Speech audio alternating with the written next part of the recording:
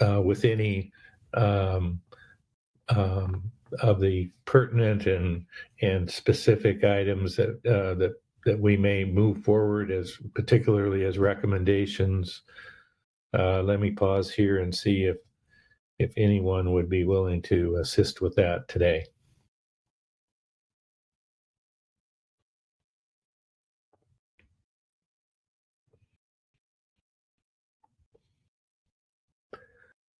If you are willing to do that, that would be something you would want to raise your hand to indicate your willingness to do that.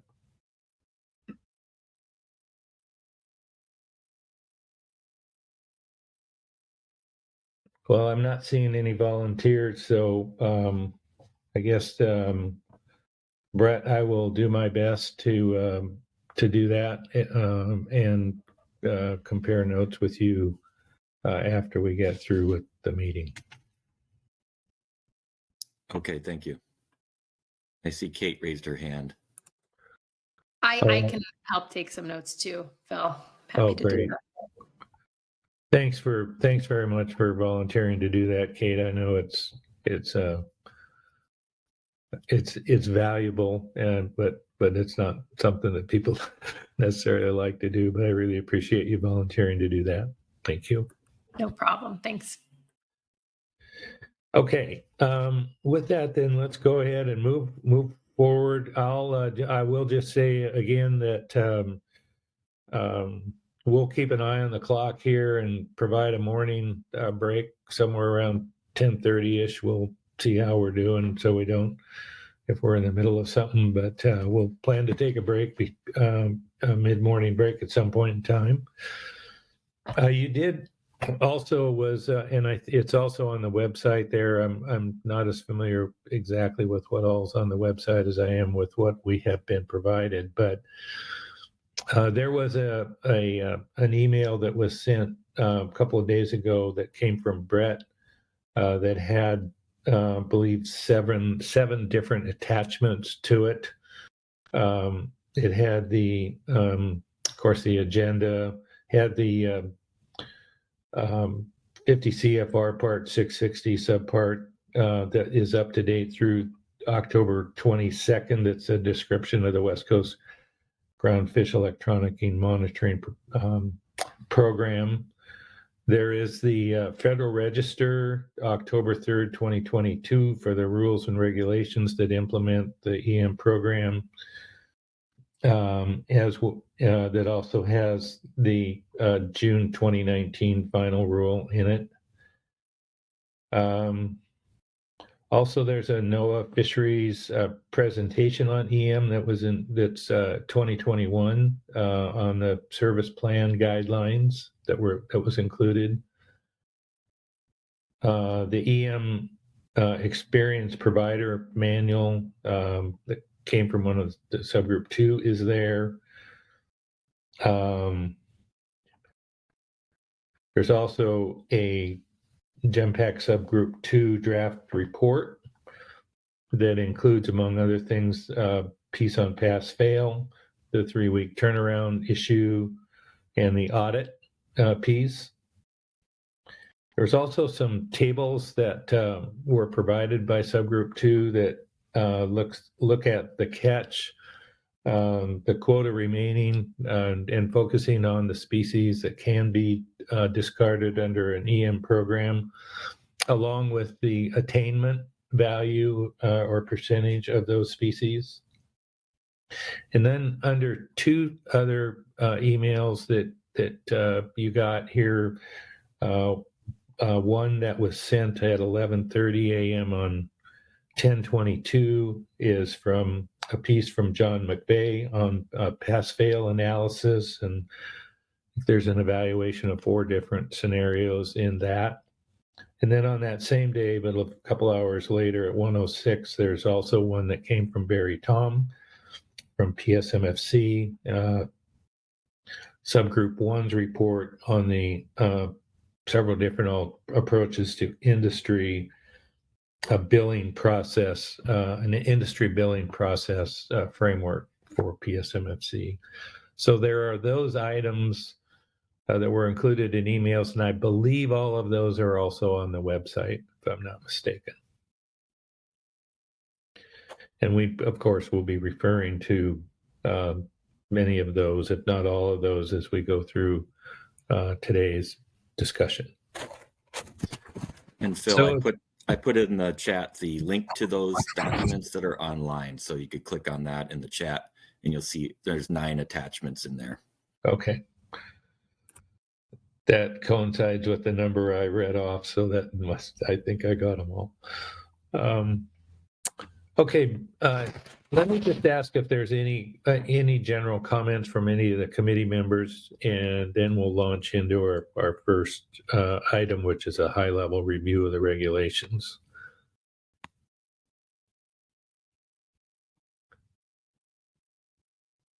I'm not seeing any, Brett. I'm counting on you that if I'm missing a raised hand, that you'll let me know. Yeah, I'm not seeing any either. Okay. Well, with that, then let's get started. Again, on agenda item B, the high-level review of the regulations, and turn it over to Ryan and Justin. Yeah, thanks, Phil. And I'll start and then turn it over to Justin, who's going to walk through this. But just again, I guess as we start here, and this might bleed into some overall general comments, but so I think the purpose of this agenda item is to give an update on kind of what is in the regs. And I know the links in the Federal Register notice and some of the documents you just referred to are the kind of most recent piece of the EM regs that will kind of complete the implementation of the third-party system into regs, which Justin will walk through. And I think just from an overarching comment, I think we've had discussions at this committee before, and with the understanding that that's kind of the system that we will be working from going forward. However, of course, everything we're planning to talk about today could be and could result in potential changes to the implementation of that. And it'll be important for us to start to identify if the things that we're discussing actually result in a change to these regulations, or whether they're things like the guidelines and manual that maybe are not in the regulations, and changes that we make to them would be done through a separate process. And that's all, I think that's consistent with our task and what we'll be walking through today. And just look forward to the discussion on this and the other items as we walk through them one by one. So with that, I'll turn it over to Justin, who I think is going to walk us through a refresher. Thanks, Ryan, and good morning, everybody. Brett, I'll just ask that you click forward whenever I need to proceed. As Ryan mentioned, this is just kind of a quick high-level overview recap of how we got to where we are today, and trying to also highlight some of the components of the program that I think have been come up in terms of interest on potential changes to pinpoint where those actions may be, and then also looking forward a little bit to where we may be with just the process of folks applying to actually be a part of the implemented program. So go ahead and move forward. So the most recent piece in terms of what's effective, as folks probably remembers, we have that regulatory program delay, which was effective from 2022 to January 1, 2024, or no earlier than January 1, 2024. Folks may recall also that we had a previous delay that pushed the implementation in the past to 2022.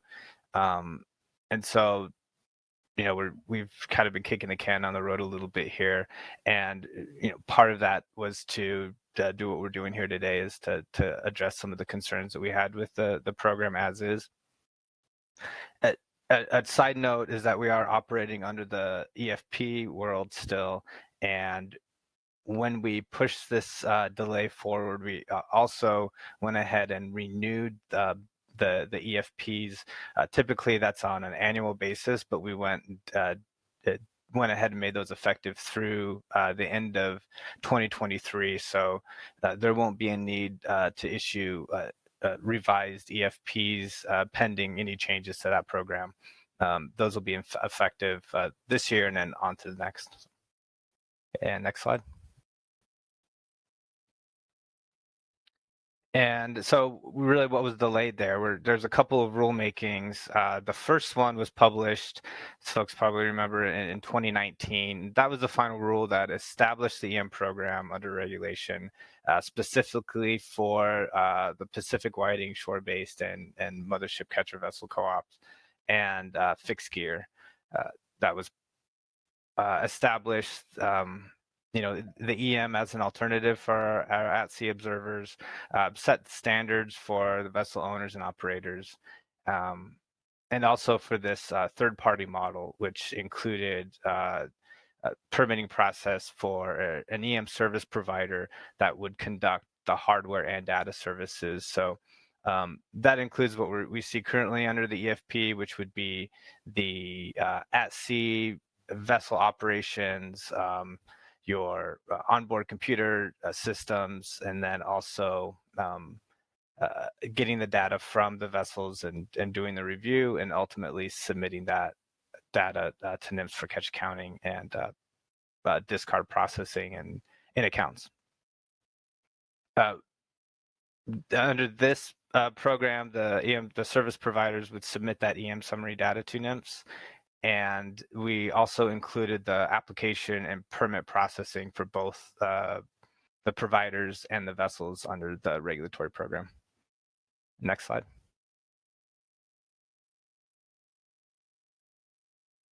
And so in order to maintain the flexibility in the program, many of the details were expected in documents supplemental to the regs. So the regs were meant to be pretty flexible and not too prescriptive, and it gave us a little bit of a safety valve so that we could have the expectation that the service plan guidelines and the EM program manual will contain a lot of the details and give us the ability to change things as needed without necessarily needing some rulemaking.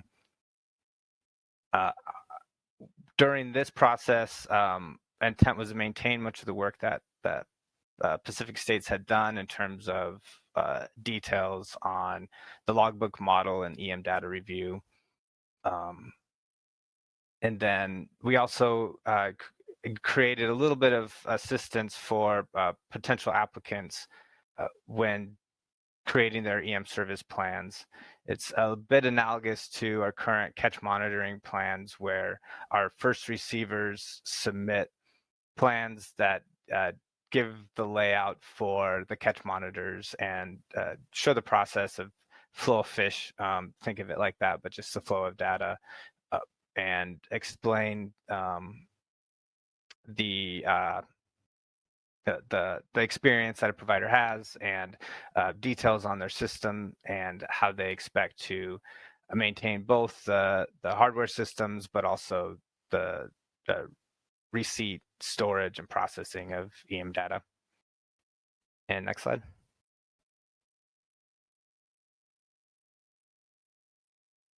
And then we had the second, I'll call it the second final rule to implement the EM regulatory program. And this rule making implements EM for bottom trawl and non-whiting non-whiting midwater trawl gear types in the shore-based IFQ groundfish fishery. So you'll recall the first rulemaking was just for whiting and fixed gear. This was a stepwise process. So the second step was to implement the rest of the gear types that are operating under the EFP. But at the same time, it revised some of the existing EM regulations for clarification and streamlining.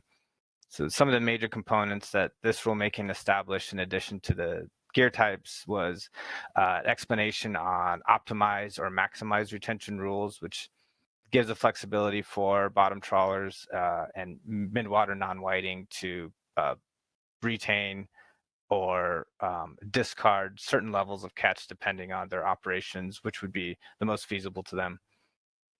We revised hardline revision deadlines from 24 to 72 hours from the date of landing. And we removed limits on switching to and from observer and EM coverage. We clarified that logbooks would be submitted directly to the service provider. For sake of efficiency, we had it going to NIMS and then back to the service provider, I believe. And we also enacted the 48-hour processing requirement for the service provider to submit the logbook discard data. In addition to that, there was it seemed like a lengthy discussion in terms of creating that deadline on feedback reports. We settled on a 3-week feedback report turnaround, which also that 3-week report would be also submission of the EM summary data to NIMS. And finally, one of the major points was aligning the data retention with the national policy.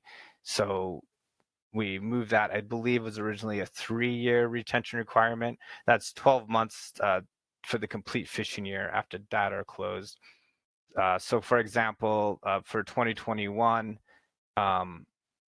maybe 2021 isn't the best example, but 2021 data were finalized, I believe, at the end of September, start of October. So that would have started the clock. So then October 2023, provider would be able to delete all of their data from January through the end of the year for 2021. I'm not sure if that was very clear. Okay, and again, this rulemaking is effective November 2nd. So I believe Brett shared these regs, but as of now, you wouldn't find them in the ECFR or anything. And final slide. I just wanted to make a quick note on deadlines, not necessarily as it pertains to reg changes, which I think we'll have a robust conversation here today, but just kind of thinking about the logistics of implementing the program. We do have deadlines that would be coming up in the next few months for both getting EM service provider permits and vessel EM authorizations out the door. For providers, we would issue a public notice 90 calendar days from when we begin taking applications. And then applicants who applied by June 1st, 2023 and qualified for permit would be active the following January. So in this case, January 1, 2024. Obviously, our intent is to permit providers ahead of that initial start date so folks can have a bit of certainty on their businesses going forward. And then for the EM authorizations, same thing, we'd issue a public notice out, and there's a 2-step deadline process. This was originally an attempt to align, I think, with both folks that would be fishing at the beginning of the year, but also folks that may be fishing specifically for the whiting season. And so we had 2 deadlines, one October 1 and the second February 15th. I do note that this deadline of starting May 15th doesn't necessarily align with the change in the whiting season. So something that we would want to consider. I don't know if it requires a reg change at this point, just that we would be cognizant of needing to process those in a timely manner.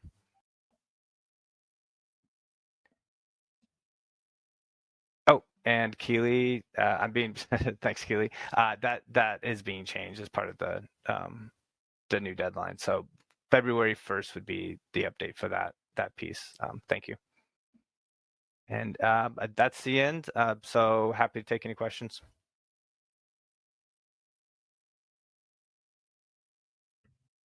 Thanks very much, Justin. Open it up for questions. Looks like we have Heather Mann and then Kate Cower. Great. Morning, Heather. Morning, Phil. Morning, everybody. Justin, my question is not specifically on anything that you presented, but have you looked at the regulations from the or the documentation around what the North Pacific Council took final action on. And I'm wondering if you can note where there are changes or differences, I mean, between what they're doing in their program and what's in our program.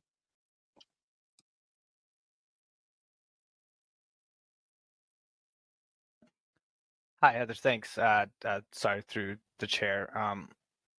In terms of specifics on what the North Pacific is moving forward with, I don't have any information on that. On changes, I'm hopeful that maybe you can share what you were thinking on that. Phil and Justin, well, I mean, they've taken final action, and I'm just wondering, which components of our program are different, and whether, maybe they should be more in line with what the North Pacific Council is doing. And so maybe this is a conversation for later on. I just wasn't sure if you'd been following that, and if you knew where there were some specific changes that would require, if we wanted to more closely match what the North Pacific is doing, where they would have to be changed or regulatory changes in our program. So maybe I don't like this phrase, but put a pin in it and think about this later in the conversation. Okay, thanks, Heather.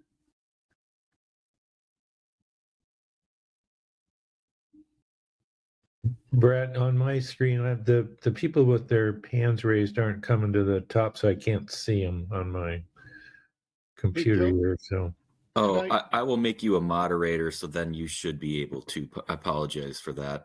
And then also, I wanted to note that I did send around Justin's PowerPoint slide here to the entire group. It's not on the website, but it is in your email inbox. okay, thank you. And then we have Kate next. And I think Ryan, or maybe Ryan wanted to respond. I just want to ask a quick clarifying question of Heather before you move on. Sure. Heather, what you mentioned, so this is obviously, we haven't seen anything out from the Alaska region as far as regs I'm aware of. When was final action at the North Pacific that you're referring to? At what meeting? A couple weeks ago at the October meeting. Okay, thank you. Well, I'll look into that. Great, thanks. I think that'd be useful information for the committee, Ryan. Thank you. And Kate? Thanks, Phil. Thanks, Justin. I have sort of like a general question and then maybe a more specific question. So I just want to make sure I'm tracking all of the different rules that are out there that'll be effective even with the delay. So is this right? I guess the first question. We have the fixed gear and whiting rule that was in place. I don't remember what year, but at some point. And now we have this new final rule for bottom trawl and midwater whiting. Is that correct? So we sort of have two different rules effective for the 4 gear types. Thanks, Kate. Yeah, that's correct. The two different rulemakings would both fall under the delayed implementation, if that makes sense. So it's covering all the gear types that we're currently using under EM for the EFPs. Okay, perfect. So the reason I'm asking about this, I'm thinking about where we're headed as the committee, trying to figure out what regulatory changes are going to be needed. And I'm looking at your slide where you had the list of changes for the final rule, which was 87-59705. And I'm looking at that and I'm realizing I think some of those changes are going to be not in line with the changes with the final rule that was in place for fixed gear and whiting. So we're going to have two different sets of standards for things like logbooks directly to service providers or the 3-week turnaround versus what's in the other rule. So I'm just wondering, I mean, there's certain things that I think we need to take note of that we'll want to have standardized and consistent between all the gear types. And I'm wondering if there's a future in which we could just have one rule to rule them all, to have all of the gear types and everything under a single final rule as we're looking forward to making changes, or if the intention of getting this rule out was to have all of the different gear types already done and then make amendments to these regulations. I'm just wondering what the preference is from NIMS. Thanks, Kate. Yeah, so just a clarification there that the rulemaking is actually adjusting the regs on the book. So I mentioned that you won't see these changes if you look in the codified regs today, but as of November you would. So it's all the same set of regulations. This rulemaking would actually affect those specific pieces of the existing regs. For example, the hard drive deadline, you'll see it as 24 hours, but when this reg becomes effective, that 72-hour deadline is for all gear types. It's for the program. It's not specific to just the bottom trawl and the non-whiting midwater.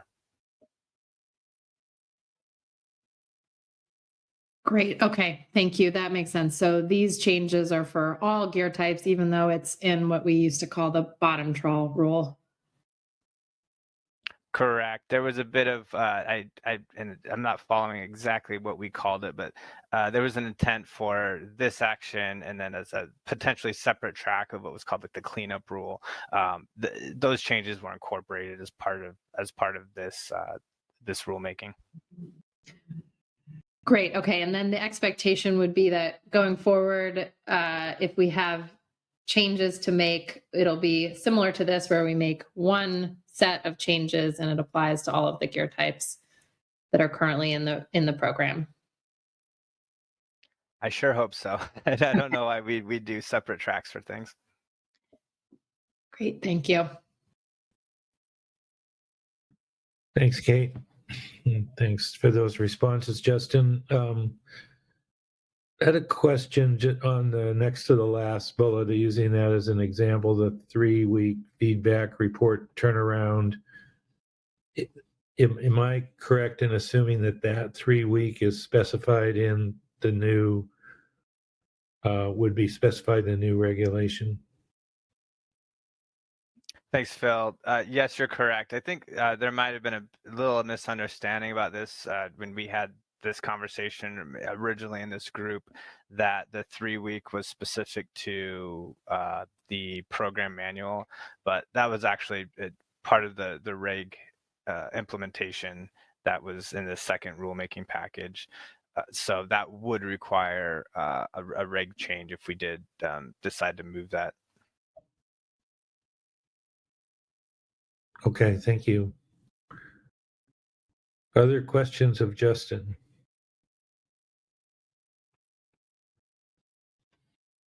I see Brent Payne has his hand up. Yes, Brent, please. Good morning.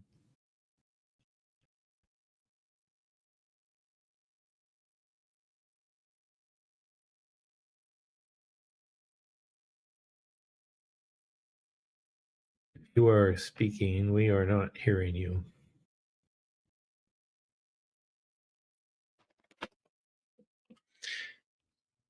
Can you hear me now? Yes, Phil? I can. Yeah. Okay, good.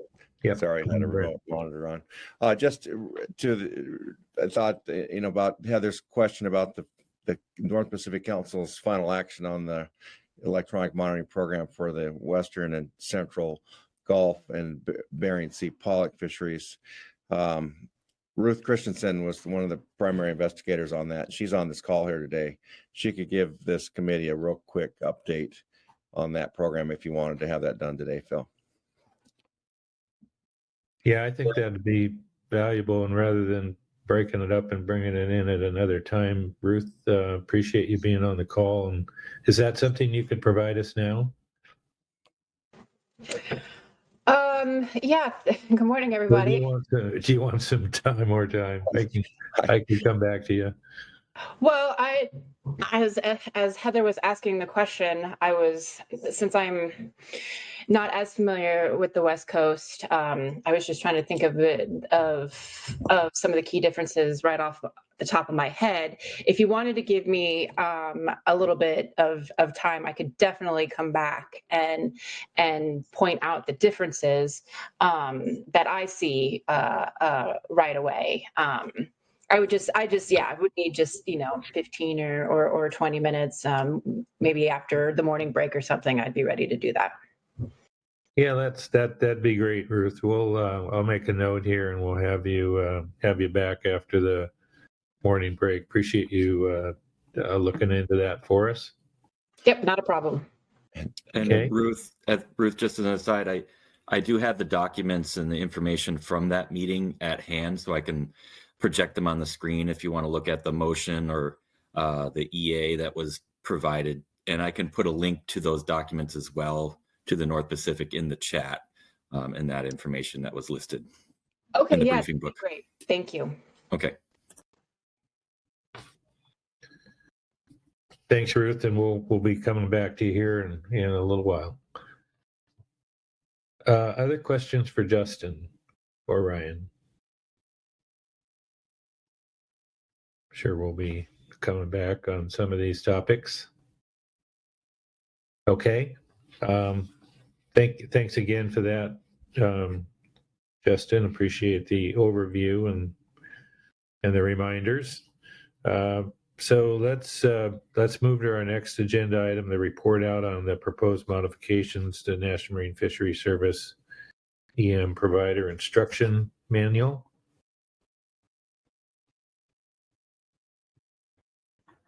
So I believe, I'm not sure if Lisa wanted to walk through this or Kate wanted to walk through their report, and then the revised manual that they listed. Is that how you guys want to do it, Lisa? Yeah. Hi, can you hear me okay? Yep. And Okay, I can great. project it on the screen for you. Okay, great. Yeah, I'm going to start and then I'm going to kick it over to Kate if that's okay. Sure. Sounds good. Okay, awesome. As was reported, there's been some work going on in the subgroups, and subgroup 2 was tasked with some questions, and 4 questions primarily, and we attempted to address those questions in our draft report and in a draft manual. Basically, the manual, it was a mechanism to address these questions more specifically. But just to share a little bit, we've been meeting pretty regularly, looking at these issues, looking at data from Pacific states. I want to start by saying that in our minds, as we tackled these questions, we were looking at the existing program and discards, and specifically the purpose of this program, which is to audit logbook estimates of discards. And in doing that, we were looking at the allowable discards that are currently part of the program, which are 7 species, because lingcod is now split north and south, so that gets you to 7. Primarily, 6. We're looking at arrowtooth flounder. Just as a reminder, what is an allowable discard? Arrowtooth flounder, Dover sole, English sole, other flatfish, which are called out in our vessel monitoring plans as Rex sole and Pacific sand dab. We're also allowed to discard Pacific whiting and lingcod south and north. So all of the work that is done has been around building a program that allows a cost-effective, sustainable, program that can audit logbook estimates of discards of those allowable species. Any other species that are discarded, I think we talked a lot about the definition of the word discard, and I just want to say up front that, discarding as an action is only allowable for those species that I just listed. Obviously, we have to be cognizant that this is work happening on the ocean, with nets and variables and weather and human error and things that happen where things other than those species in a net bleed or for safety or for whatever sort of unavoidable or unintended reason, some of those species are being debited as discards. But I think it's important to remember that anything purposefully discarded other than those species is a violation just from the start. So that's the lenses through which we looked at this work. And I think wanted to make sure that I pointed that out. So, you know, we were looking at things overall. We were looking at pass fail. We were looking at adjusting what amount of review is required, looking at sampling, data handling, and turnaround time, and then creating this manual to sort of address all of those things. So maybe I'll just stop there for a quick second and see if there's questions on just what we were doing and why, before I get into any of the details of the manual and how we address the questions. And also just from an agenda standpoint, it may get a little bit muddy, so we'll try not to go into too many details, because the next agenda items for our time today are those specific issues of those specific questions of the pass fail and the turnaround time. Thanks, Lisa. Questions for Lisa up to this point, understanding that we will break into some of these topic specific areas in the next agenda items.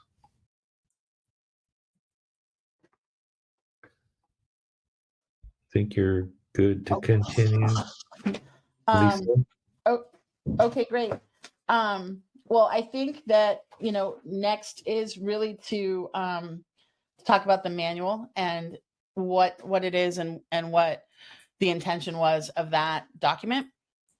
And again, the goal here was to, you know, create a manual that could lay out how we're doing things now, and create a path forward for Pacific States as a trusted EM service provider, an experienced EM service provider who has pretty much pioneered electronic monitoring with industry since the beginning, to operate as under third party, but in a way that is more similar to what we're doing now, does not add costs, does not add duplicative databases or things of that nature that will add cost and time. So the goal here was to outline the current program as we know it and the program that we would like to see at the end of the day, recognizing that this is a starting point that needs NIMS, obviously, you know, approval and clarifications on what can and can't be done. Kate will share a little bit more about, you know, the differences in the walkthrough with regs and stuff in a moment. But basically this manual was templated off of the original, the third-party manual, which in our mind would still exist as the process for a new service provider. But looking at how would it work, how could things work to address those same issues under the current model with a reviewer that has the experience and knowledge that Pacific States has. The main changes in the document are mostly going to be discussed in the next two agenda items. So I don't know how far to go into it, but that's why we have a trusted provider. And we're just using that term loosely because we didn't have a better term to use at the moment. That's not something that has to be the name of this. Also, you know, one of the things that we've talked about and is not in our report because we want to spend a little bit more time learning here, but we do think it's important that there's criteria laid out for how a provider could get from a new provider status to a status that could operate under this other trusted provider model, should we move that forward. I'm going to pass it to Kate to see what I might be missing on overview and to walk through how the things that the work that we've done matches up with current regulations and how we tried to address all of that, and then come back to you with the details when we get to the next two agenda items about the pass-fail and changes to the submission timeframes, if that makes sense. Thank you, Lisa. I will pick it up from here and we can keep moving forward. So the two things that I just wanted to frame out before I show, hopefully Brett, we're able to do this, is to show a spreadsheet, is that there are kind of, Lisa references, there's two main changes that we're going to talk through in the manual. The first is regarding the EM logbook pass-fail rates, or the business rules. So this is whether or not primary video review of the logbook is passed or failed. And the biggest changes in this manual are that, based on the list of 7 discard species and the fact that these are low risk or low attainment species, we are advocating for the removal of really specific business rules and essentially saying that if the logbook is the higher estimate or the EM video review is the higher estimate, whichever one is higher should be the one that's used for catch accounting purposes. And that way, we don't have to go through a bunch of very specific rules for different species. It's pretty simple. We use the higher number, and that's what goes in. And that also creates an incentive to do accurate reporting. So that's the one main change, and we can get into all of the background behind that. We have a lot of data to discuss, and I know that there's a lot of information that NIMS and Pacific States have put forward that we also want to discuss about business rules. The second main change to flag in this alternative manual is the 3-week turnaround requirement, which Justin just mentioned is actually in the new regs. Our position is that this should be changed to 90 days rather than the 3-week turnaround time. And this is to get the review feedback report completed and back to both the vessel and to NIMS. The 3-week turnaround time was based on our average turnaround time at the beginning of the EFPs in 2015. We all know a lot has changed since then. And this increase to 90 days would have the benefit of potentially reducing review costs by allowing some more streamlining and optimization at the reviewer, and then having basically little downside to the fleet and to anyone else that's wanting to receive those feedback reports. So those are the two main changes. And what Brett has put up on the screen here, thank you, Brett, is a crosswalk that tries to go through all of the specifics that are in the new manual to see if they are consistent with what is in the current regulations, which I will say do not include the regulations that Justin just provided. So that's one small change here. And then whether or not those specifics are also consistent with the current manual for EM providers. And so if you scroll down, Brett, one thing to note here is that the only thing that is an unmarked check is on those two issues I just raised. One, and actually I gotta increase the size here so I can see this one. Where you're highlighting, Brett, is actually about data submission and storage, which I think we can talk about, but that's been handled through a different avenue, as we all know, through the NAR rule and how we're going to handle storage. But if you move up, the only place where we see a non-check mark here is this 90 days versus 3 weeks. Otherwise, the specifics for how review happens are really all contained within the manual, not within the regulations. And that was on purpose so that we had a standard rather than a real prescriptive set of regs here. But I think the main point, and we can use this as a reference as it's useful, and we can send around the link to everybody, is just to note that all the work that's been done to try to create this manual to have an alternative program that still meets all of the needs for being cost effective, for being workable, for giving us a pathway to actually have the program we have in place today transition us into a regulatory program.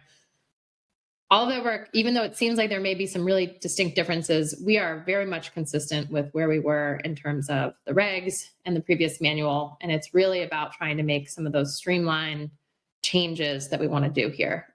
So I think we can get into all the specifics around those two key items that are changes in the manual.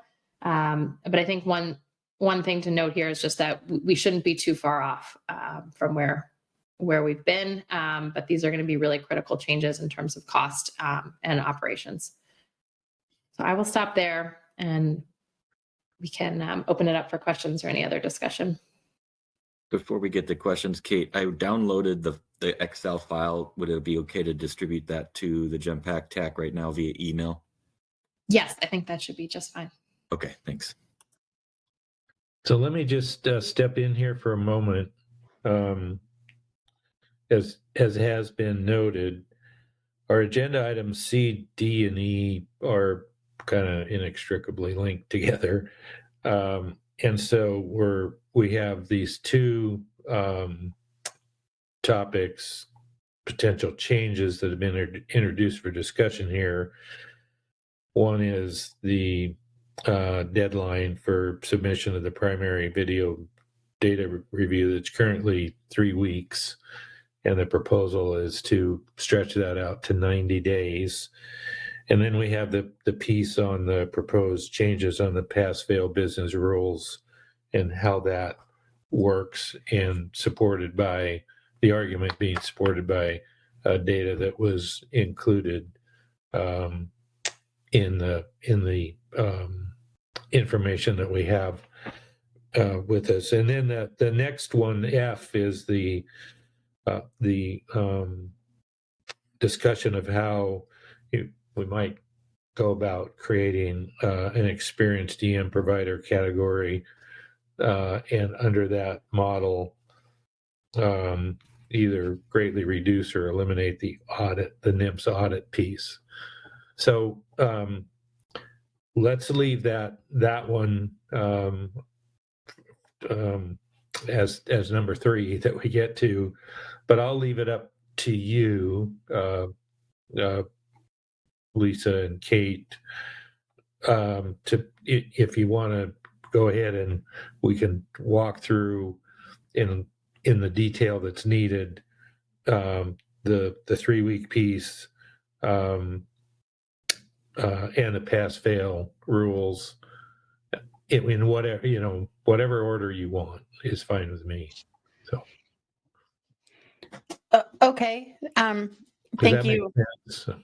No, that's great. And and we could do that. I just wanted to make sure that, I honored sort of for public comment or any other things, if we were finishing sort of the high level review of the, proposed modifications, and, I'm ready to jump to D and E.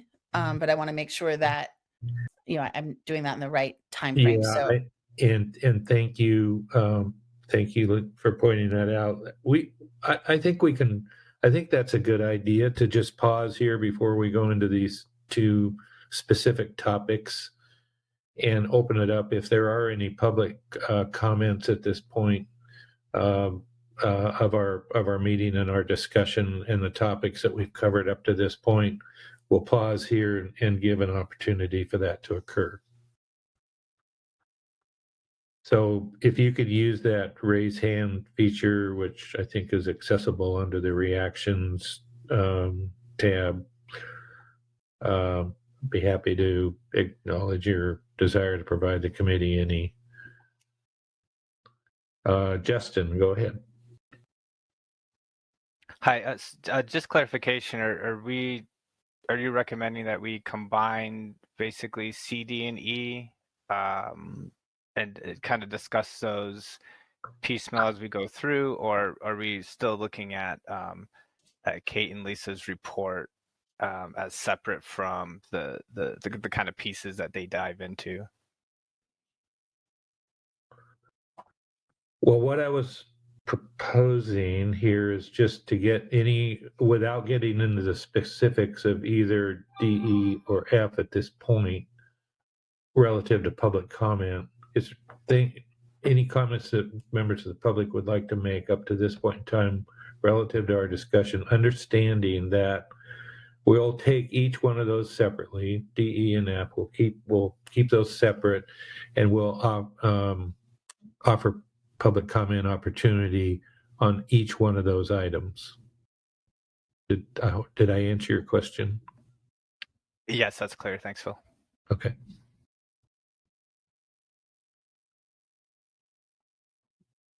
Brett, I don't see any raised hands at this point. Am I missing anyone? I don't see any either. Okay. Then let's go ahead and Oh, hold on a second. oh. But Bob Dooley has his hand up now. Okay, go ahead, Bob. Phil, I'm just thinking it might be appropriate as we discuss these for me maybe to explain the spreadsheet that's in the that I created, to just so people understand what it's trying to illustrate or what it used as a resource. Just because it's in there, and I know it supports all the next items we're going to be talking about, and I don't know that this is the first time it's been public. Yeah, I'm gonna leave it up to the subgroup 2 to decide how you want to walk through these 3 pieces, and if you want to start with a description of that table, so that people understand why you have brought that forward for us to look at. And then as we walk through, D and E in particular, it helps, I believe, support the rationale that the subgroup is making relative to their recommendations under those 2 topics. So again, I am perfectly comfortable with however you want to present the information. I think it might be useful for people to kind of at least have some background on it and be able to use it as a resource or a reference as they try to rationalize what's some of the proposals. So that's my thoughts, and look to Lisa and Kate particularly to weigh in. Yeah, I think that I think it's great that this is up on the screen. This data was really helpful in informing the discussions that we've had in this subgroup that led to the manual and the report. So, I mean, I don't know if people have questions about the data. I think it's there as a resource, and it's definitely information that we can parse out and talk about more. But all of this work was informed by the data that we were able to gather from this. And thanks to Bob and Pacific States for getting it to us to use. So I guess I look to Phil or Kate. I don't know if you have other thoughts, but I was going to jump into the next issues within the agenda, but I can go either way. Lisa, I will just provide my 2 cents here. I think it would be great if we maybe start with the 3-week turnaround, a 90-day turnaround topic, and we can, as we get into the discussion, Bob, I think we can bring up how the data has informed the recommendations for where we landed here. I think it is critical. Yeah.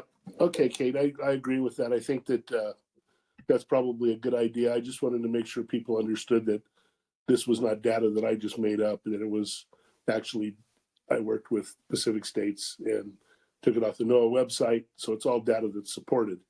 And I don't think we've ever seen it in this format before, where we're actually using it to understand the magnitude of discards in comparison to the overall quotas, and particularly the remaining quotas at the end of the year, to understand the magnitude of what we're discovering with this discard law, EM versus logbook, and how how accurate they seem to be to each other. So that was the gist of it.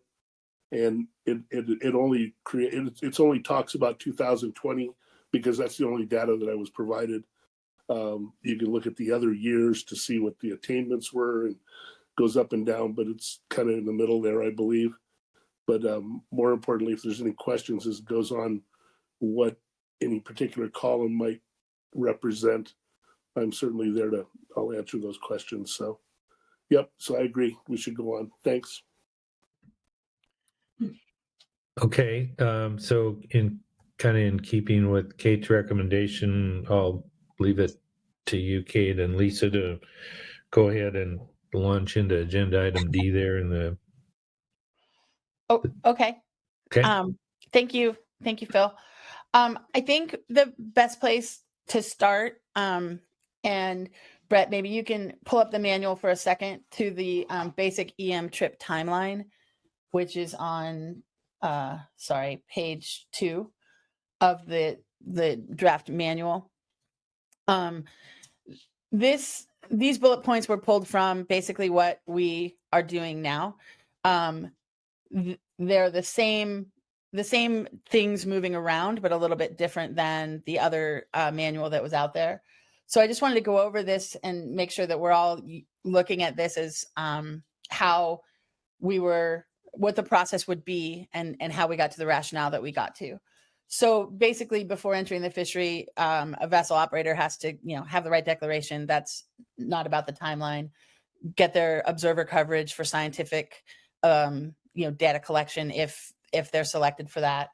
And following the trip, the third bullet there, the vessel operator has to submit a copy of their discard and retained logbooks. And that's for that particular gear type. For example, bottom trawl has 2 logbooks, a retained logbook and a discard logbook. And following the trip, the vessel operator has to submit that currently to Pacific States. And under this model, it would still be to Pacific States as the reviewer. Then Pacific States enters that logbook now, and I'm sure Dave and others can give more detail on this process. I don't know the details of it, but my understanding is that data is entered into a system and submitted to the NIMS vessel account system.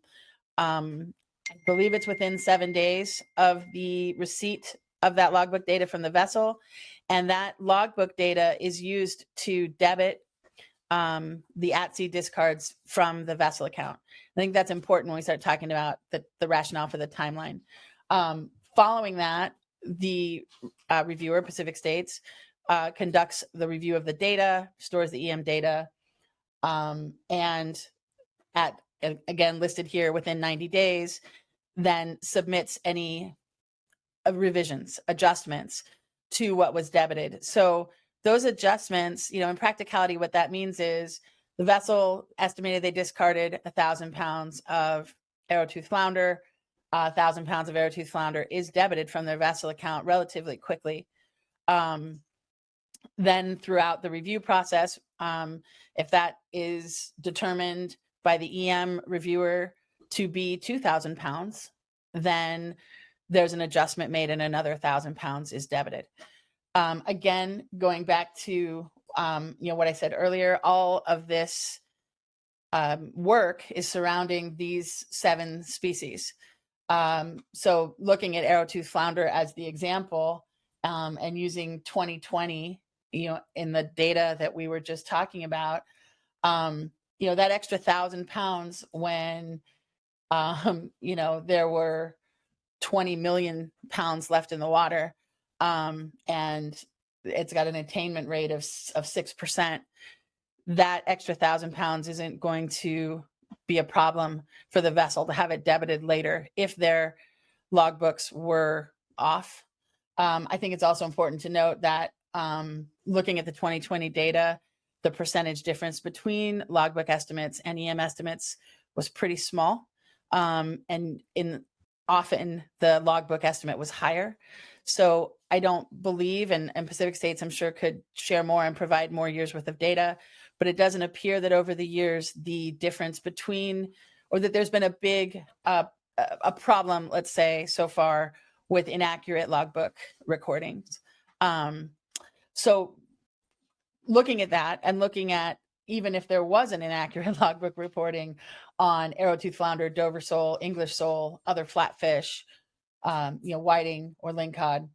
And again, lingcod is not typically discarded. It's because of the undersized rules.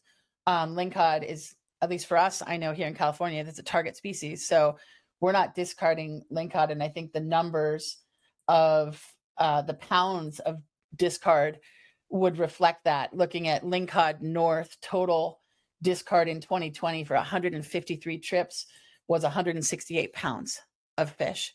So when we're looking at those species, lingcod in particular, that have a little bit higher attainment rate, they're not being discarded. They're not being discarded as a discard as an unmarketable fish. It's the small ones.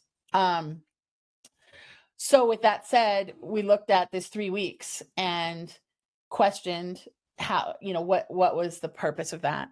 And we had some discussion about this on earlier calls, and it was reported at that time that the 3 weeks was about what it was taking when this was initially, written down, and that seemed like a reasonable timeline. That was about how long review was taking. That was pre-pandemic, pre-staffing changes, pre all of the challenges that all of us are facing in the world, and review time did get delayed significantly. And as far as I know, it hasn't caused any problems. And in some cases it was, much more than 90 days. So that was how we came back to a 90-day window as the max being a reasonable time frame. Again, the rationale being that the logbook data was already debited, so we're not waiting 90 days to debit any, to debit.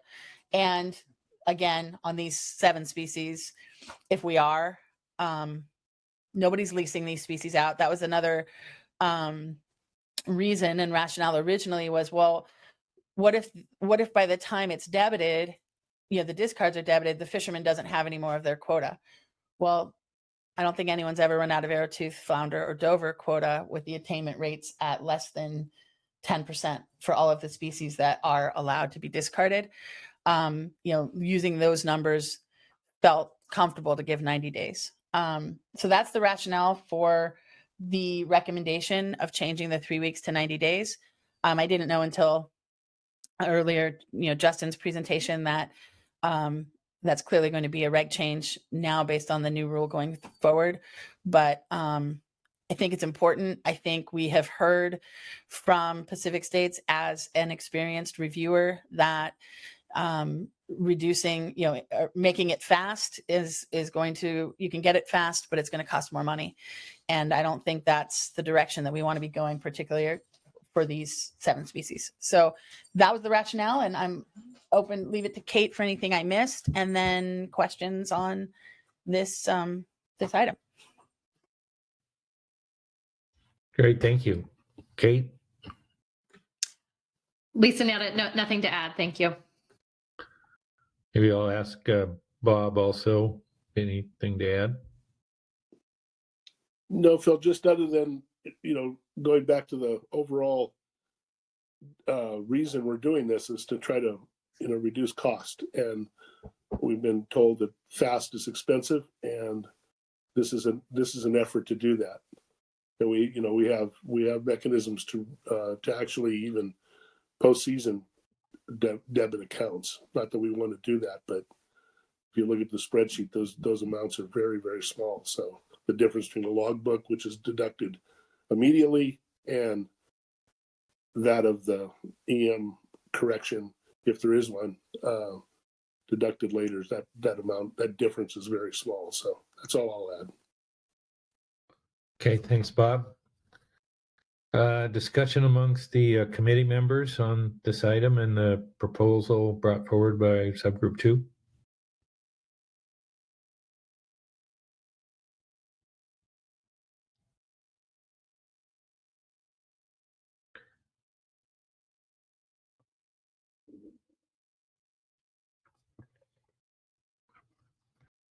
Okay.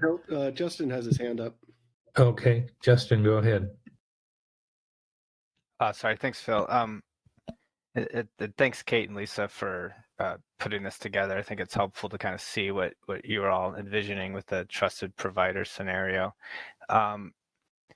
I think one clarifying question, or maybe more of a question for PAC states, a hybrid of what we're working with here, is that discard list, which it's a great point. That discard list, my understanding in general, that's based off of the EM service providers, in this case PAC states, ability to accurately identify those species on camera. That list has changed over time under the EFP, and I will say that fixed gear doesn't have that prescriptive list. They can't discard salmon, I believe. But other than that, they're allowed to discard most things because of that controlled environment where they're, putting the fish on a measuring board and with those good views. I guess my question is, are there other species that you think could be on that list? And then maybe a question for PAC states down the line is, would we expect that list to maybe change more over time and allow for more discards? My take is that we would, especially if we were looking to implement other pre-processing of data, including AI and things like that, to help reviewers with identifying those species. Maybe I'll just start with that. Through the chair, can I can answer from my side, and then would love to hear Pacific States as well. Sure, go ahead, Lisa. So yes, Justin, on fixed gear, just to point out, the other main reason for the fixed gear latitude, I guess, for lack of a better word, is that fixed gear doesn't encounter the species mix that a bottom trawl encounters. They really encounter one or two rockfish species. Literally, I mean, I just was at an offload of a fixed gear trip less than a month ago with 20,000 pounds of sablefish and 11 pounds of short spine. So it's pretty easy and it's a little bit different. I think it's also important to point out that fixed gear is undergoing its own agenda item at the council meeting in November regarding gear switching and regarding the amount of that activity that will be happening moving forward. It could potentially be quite a bit less than it is and has been. So I just think fixed gear is a little bit of a difference. That this is about bottom trawl primarily. This is the bottom trawl fleet. It's a trawl fishery, and the bottom trawl fleet is the fleet that will help us reach OY and help us get these fish out of the water, and are looking for an alternative that is cost effective in order to do that, for monitoring, for the 100% accountability required in this fishery. So admittedly, this is pretty focused on that because there's a lot of bottom trawlers that can't handle the catch handling because it's very, very onerous on the boats. And to add that and then add financial costs just makes the program unavailable to bottom trawlers. And that's what we're trying to avoid. So I just wanted to throw that out there. And as far as adding things and subtracting things from the list, we did have a lot of discussion about that early on. I'm not exactly sure what the process is, but I know it requires council action. And I know that in the discussion of these items, it wasn't only about identification. That's part of it. But I can tell you, Pacific States reviewers can tell the difference between a sable or between a Rex and a sand dab. They can identify a whole heck of a lot more species than are on this list. And the reason that they're not on this list is because of other concerns for those species and for inaccurate reporting of those species. At least that's how it was presented at the beginning. Pacific States can surely identify petrale and they can surely identify sablefish. And, those things are not on the list. And that's because they're not allowable discards for other reasons. So I'll throw that out there. And I think if there's going to be additions to the list, then that should all be discussed. But right now I can only deal with the things that are on the list, and that's what they are.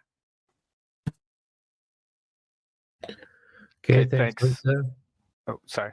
Go ahead. No, go ahead. Justin, I was going to turn to Dave Coble.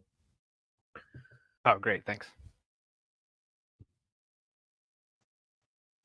I'm going to let Courtney answer what can be identified not, because she does the work every day. So I Okay. think she's on this call. I think she's the better one to answer that question. Thanks, Dave. Yeah. Hi, this is Courtney. So we haven't gone through the list of IFQ species anytime recently to see what else we could add to the discard list, but that's something that we can definitely do.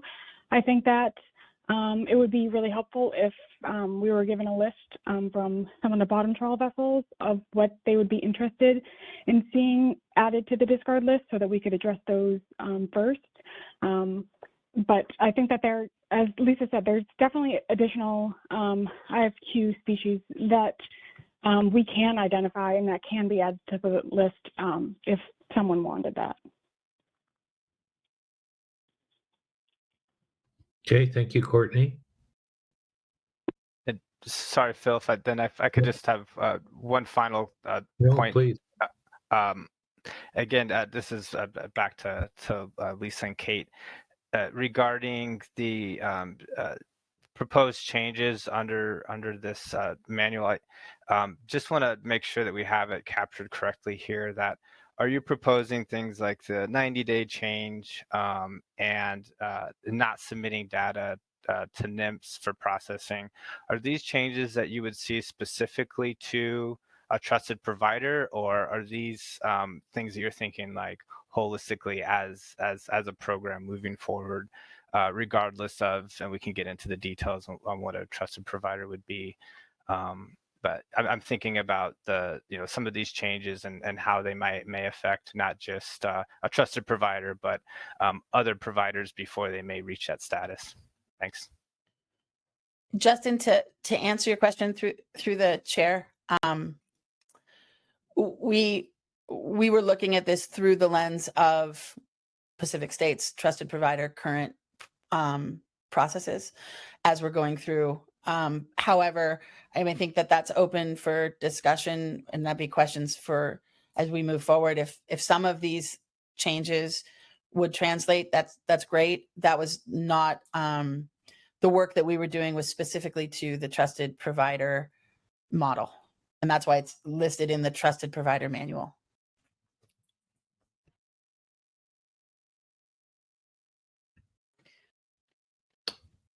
Thanks, Lisa.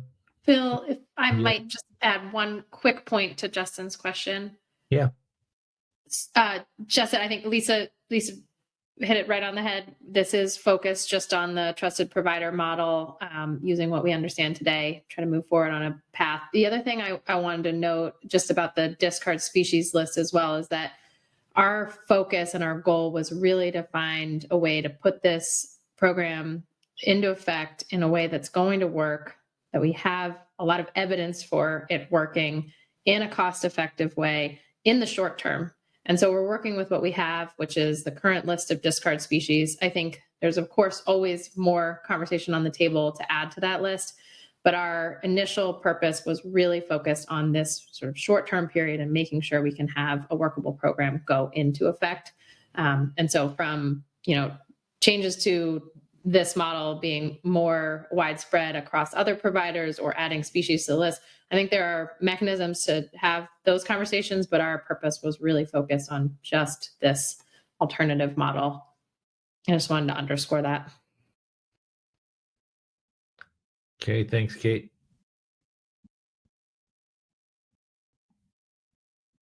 Other committee members have questions or comments on this topic? Yeah, Phil, I just wanted to make one comment on the POT EM EFP. That's the gear switching. That if you took all species, and that's reflected in row P 77. No, 70. Yeah, 77. That the total amount is 129 pounds. The logbooks, over 98 trips. That's the difference between the logbooks and the and the EM estimate, the pure EM estimate and the pure logbook estimate. So not much there. So I just wanted to point that out so people might see that reference. Thank you. Thanks, Bob, for pointing that out. Phil, this is Heather. I have a question.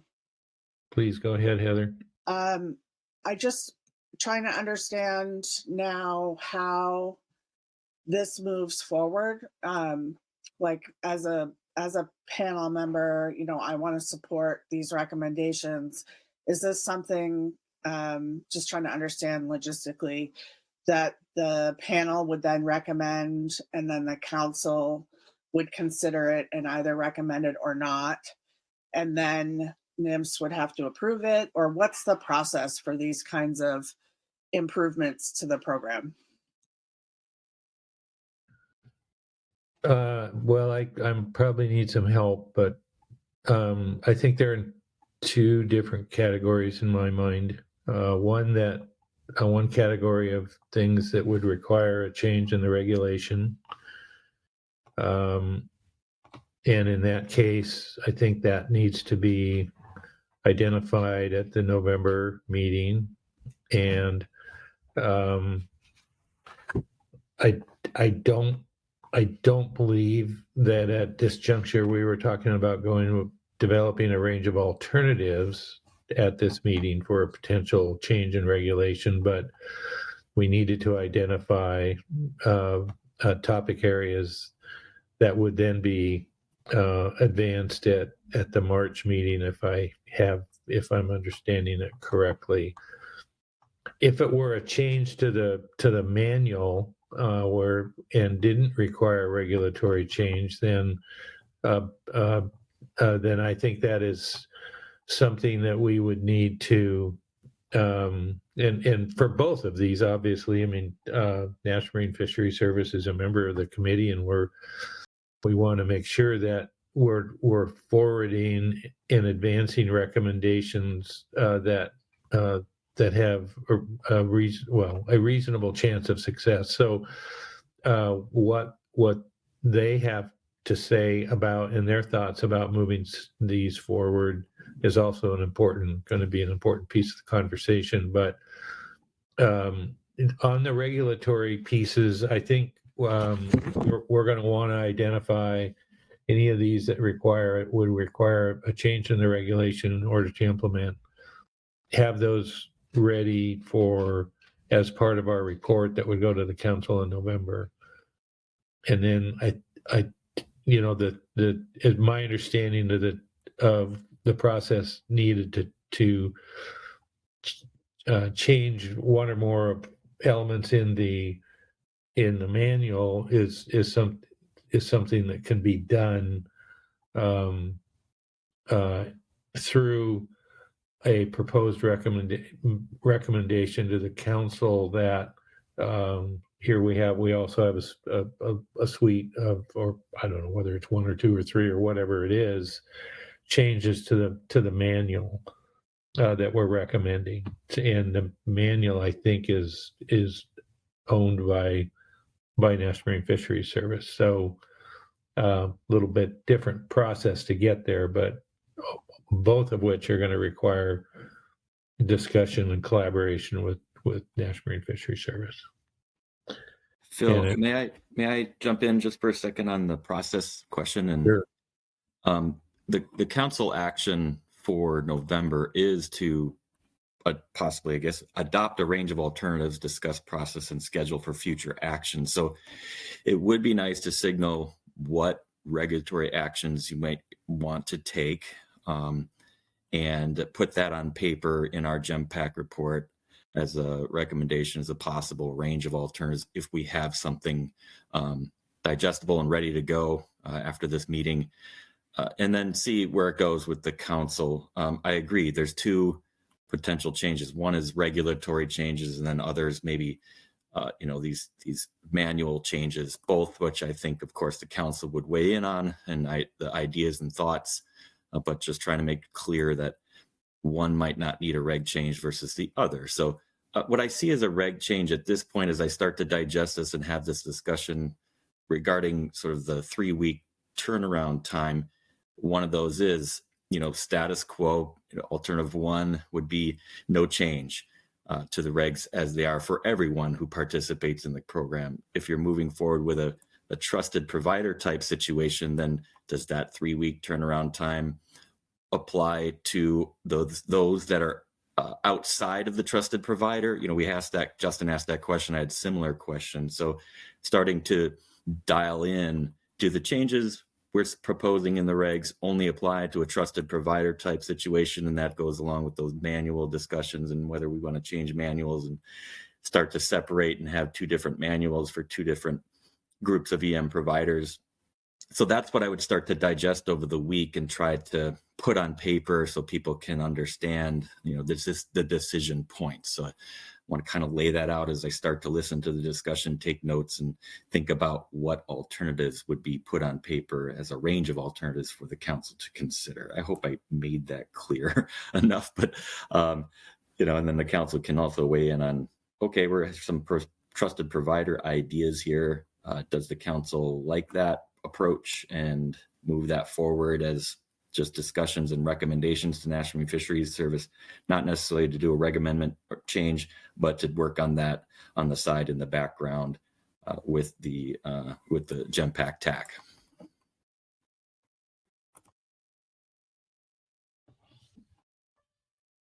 Yeah, I mean, the only difference that I had, and I'm not saying I'm right and you're wrong, I'm just saying the only difference, I understood that we would be bringing, if there were areas where changes in the regulations were needed, that we would be identifying of the proposals and actions that we were recommending as a committee. We would be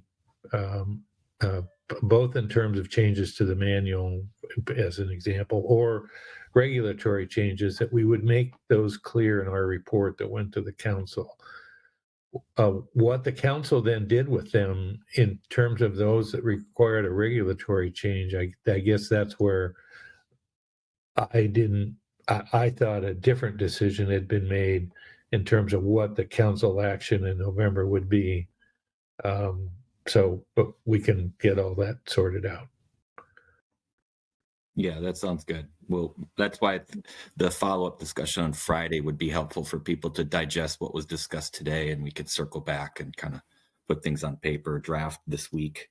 And I could do my level best to provide something by Friday. We'll get there. But anyway, we have a limited amount of time, and I want to be efficient for everybody, and I'll do what I can to kind of keep parsing out things and make sure we're clear about what direction we're headed. So Heather, I recognize that while we talked about your question, potential answers, there's still a little bit that needs to get sorted out there, but hopefully that helped in terms of understanding what our steps will be depending on what the recommendations of the committee end up being. Yeah, Phil, thanks for that. I appreciate that. I guess my only other question would be to NIMS and whether they see any concerns at this point with what's been proposed, as you said, as members of the committee. To me, it seems very straightforward and something that we should be supporting in order to make the program cost effective, and it still is much more robust than probably above and beyond as robust as it needs to be. So I'm just curious if NIMS has any immediate concerns with what was presented.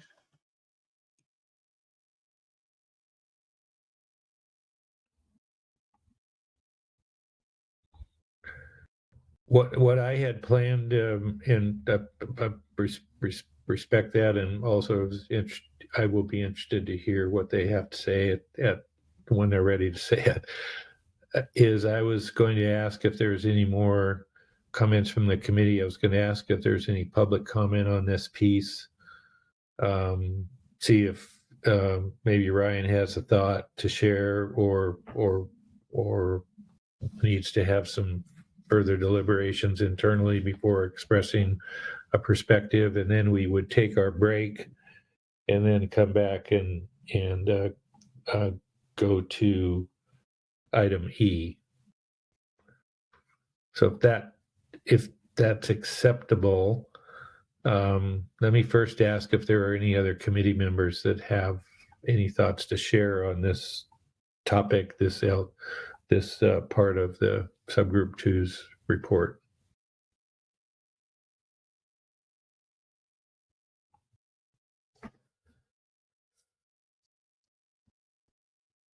Okay, any public comment on this topic?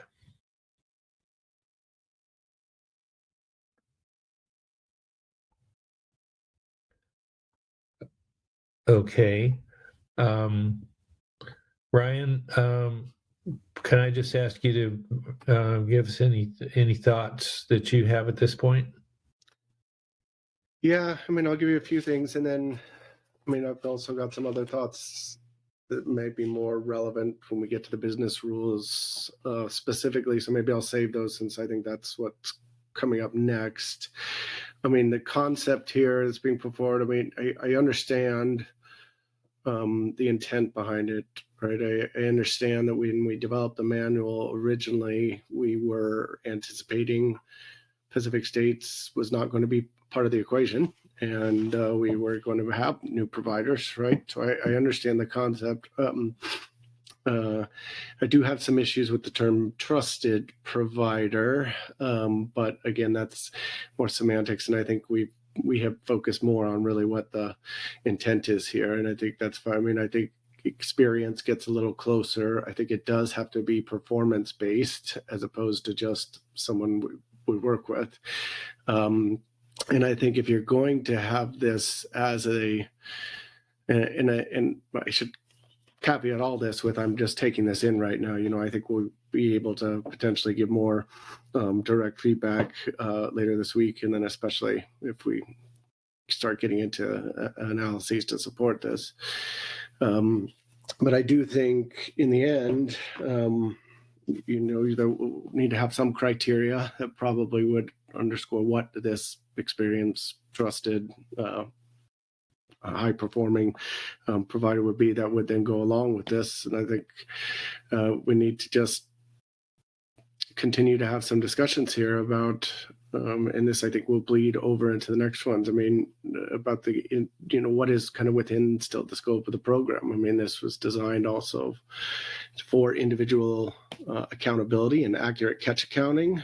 So I think that has to also be discussed if we're sacrificing some aspects there. But I understand the intent here. I am willing to explore kind of these concepts that are being put forward. And I think I'm a little bit unclear still as to how much cost savings this will have. But that said, that's not necessarily a reason not to explore this. And maybe I'll stop there for now. I do have some questions that drill in a little more to the business rules, but I think that might be more appropriate once you get there. Okay, yeah, that'd be perfect. Thanks for those comments, and I guess I just wonder whether, I mean, there's a couple of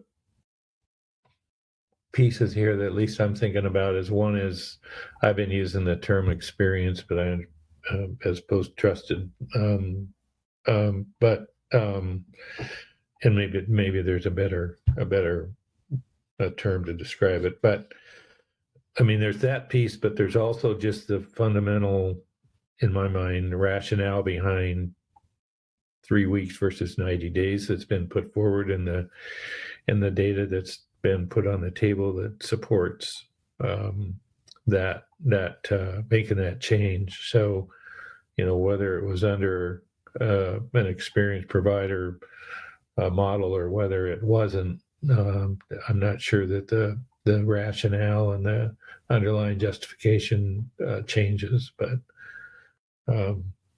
we can talk more about that. Let me ask if there are any comments of the public on this one. This one being the changing the time period from 3 weeks to 90 days.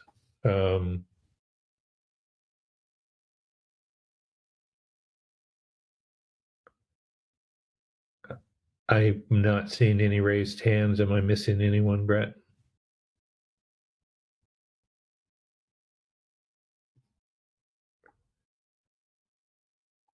I see Heather's hand still up here. Okay. Heather? Yeah, it's not still up. It's a new hand. Okay. And I was just waiting to see if there was any public first. So just 2 comments. One is Ryan used the phrase high performing, and you said it had to be performance based, and that sounds like an audit to me. And I'm wondering if we're going to have a conversation about that at some point. And the second is, I'm not sure if this is the right time for this question or comment, but the council is taking action to allow boats outside the trawl fishery into the non-trawl RCA with very little accountability. And we're still holding the Trawl IQ program to above and beyond what is required in my mind. And I'm wondering when the discussion happens where we talk about whether 100%, well, really 200% observation is required. When do we have that conversation, both from an EM perspective, but also across everything? Does that come in with this project that's looking at the cost of the program, or I'm just seeing a real disparity between the requirements of National Marine Fisheries Service and the council against the trawl fleet versus every other fishery on the West Coast. And so, holding up some of these things that would improve the cost of the program, as well as the ability for bottom trawlers to participate, just seems like a no-brainer to me. But if we're going to be having discussions about personal accountability and this maybe doesn't hold that up, which I disagree with, when are we going to have those conversations? And I apologize if I'm getting ahead of the agenda. Well, the broader topic of what's the parity or equity, if you will, of accountability across the spectrum of groundfish fisheries. I don't believe that happens in this forum. I don't know that I could identify exactly where that occurs. Perhaps it occurs in the program review, but there's obviously sectors that are not operating within the LAP program that this issue of parity, accountability goes into. So my recommendation is that we stay focused on the EM program, hopefully designing it in such a way that makes it a cost-effective means of accountability, meeting the requirements of the catch share program. And I think that those other broader topics, I'm not saying don't need to happen, but I don't think that this is the right forum for them to take place because of what I view as a relatively narrow scope of what we're trying to do here.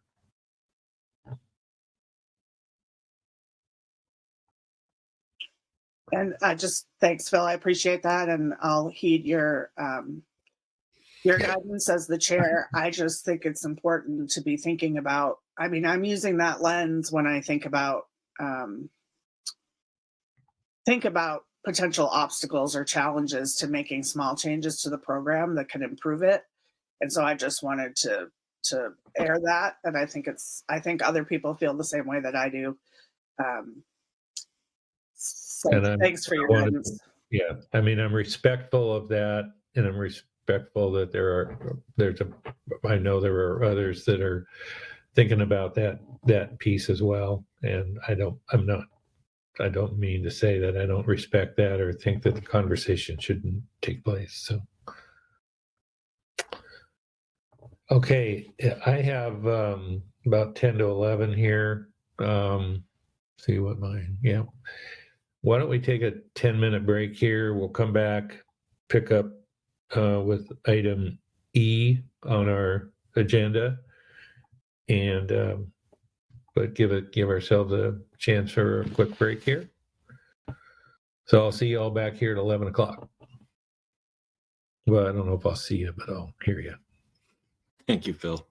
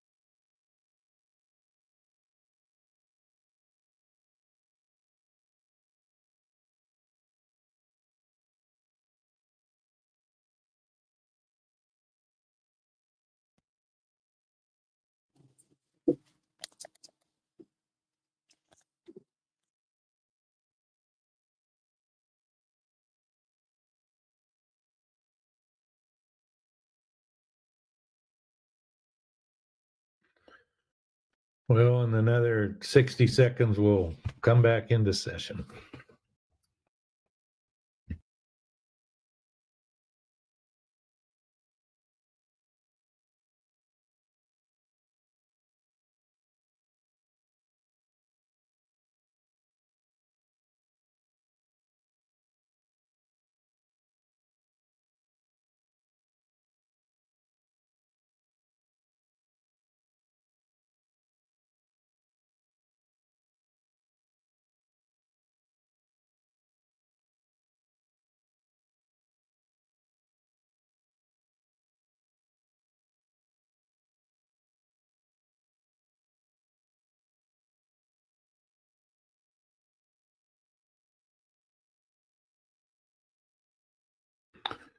Okay, here we go. Well, the GEMPAC TAC meeting will come back to into session here. Amazing how fast 10 minutes goes by. So when we finished up there, we had a discussion led by our subgroup 2 leaders, Lisa, Kate, with some help from Bob on the report out on proposed changes to the deadline to submit the primary video review data. And this is contained in that subgroups, what they've called their trusted manual draft. And appreciate all the good discussion there, and the recommendation that 3 weeks become 90 days, and with a recognition, at least my understanding is that would require a regulatory change. No decision has been made yet on whether to include that in the committee's report and recommendations to go to the council. So that it's out for deliberation amongst the committee, and we will readdress that and discuss whether we want to include it as a recommendation when we get to that point, likely at our meeting on Friday. So next up is our report on the proposed changes to the pass-fail business rules relative to conducting the primary video reviews. And if I can turn it back over to our subgroup 2 folks, Lisa Damrosch, Kate Cower, and Bob Dooley, I'll back over to you. Thank you. Thank you, Phil. Can everyone still hear me? Making sure I'm still good to go here. You are good to go. Okay, great. So yes, we looked at this issue, and I think, Brett, thank you. That's the right location. Pretty much summarized in our subgroup report, where we what we came down on, and this is also reflected in the language in the manual. The report is basically a summary of the issues, and the manual includes the recommendations in the report. Just to make that clear, they're sort of go together, those 2 documents. And basically, this is going to be pretty simple too from our perspective. Again, looking at those 6 species, our position is that it's not really possible to fail. And, from at least a resource or a conservation perspective. And so having to have a pass fail for those 6 or 7 species is likely not necessary and can eliminate a lot of steps. And further, that any other species discarded would be an immediate fail. So there's no real need for percentages, pass-fail rates on any other IFQ species that are not allowable discards. So again, looking at utilization rates for the species that are allowable discards, looking at the percentage differences historically, at least in 2020, and between the logbook estimates of discards and the EM estimates of discards, the numbers are extremely small, particularly when looked at against the unharvested amounts of those 7 species. The volume, even if you're looking at percentage, I used the example earlier. If you look at whiting, which is obviously the highest attainment species on the allowable discard list, with if you look at 2020, with an attainment of 85.38%, which is a really high, percentage compared to, the 6s and the 1.34% English sole attainment.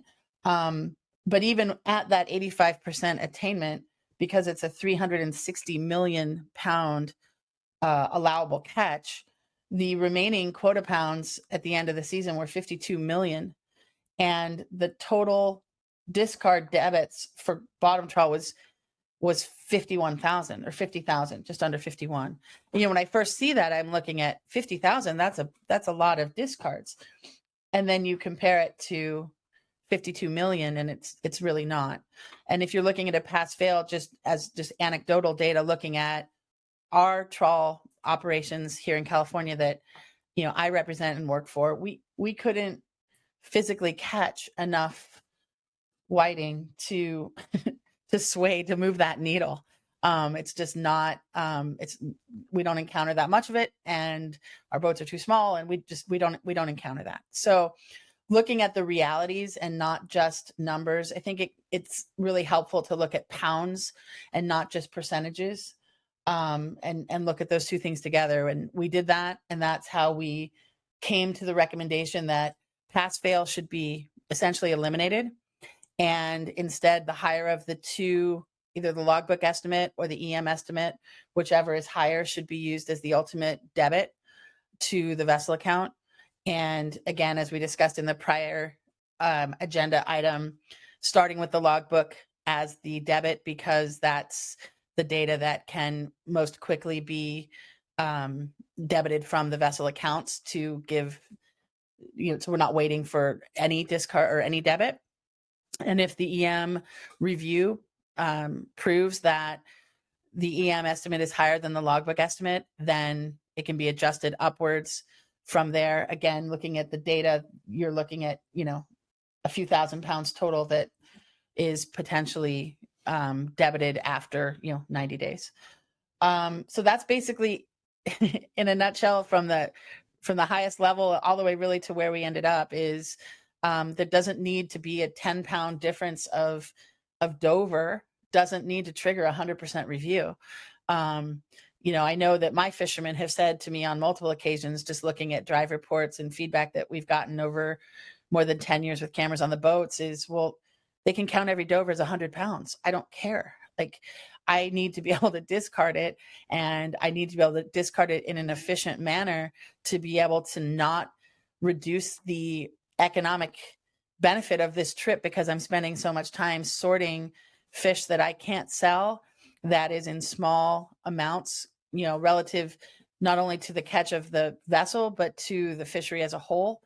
And, catch handling is a really big deal and costs boats time and money.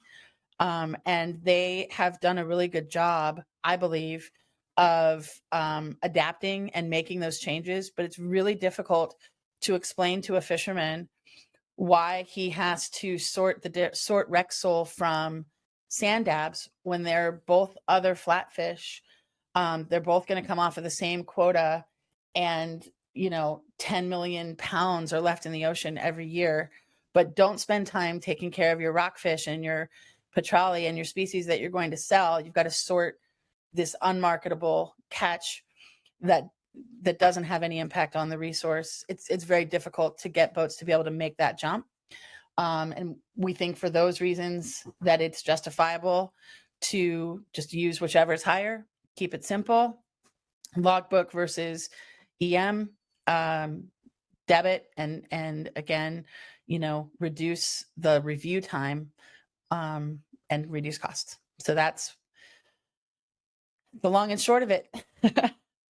And I'm happy to have questions, and then send it to, I'll ask Kate and Bob for any supplemental information from our reports and discussions. Thanks, Lisa. Appreciate that. Kate or Bob or Bob? Thanks, Phil. I'll just make a quick point. I think Lisa explained everything and the justification. I just wanted to flag that in the actual draft of the manual, if you are in the section where it goes into EM review using a logbook audit process, the only place where this shows up and is differently is if you keep going down, Brett. And yep, down here below this trusted provider using the halls, this bullet point right here, it says allowable discard species are approved by NIMS. This is the entirety of that change. So this is the kind of simplification that we're talking about. I think instead of having really complicated, potentially hard to explain and justify business rules, this is where this change shows up, and it does streamline the review and make it clear exactly what's required here. And I really hit on this too, but I think, the incentive is there for accurate reporting already. This helps underscore it. Increasing the potential for more 100% reviews doesn't necessarily make anyone want to use EM, in addition to raising the cost for it. So I think this gets around a number of the challenges and concerns we've had, and really does simplify what's in the manual.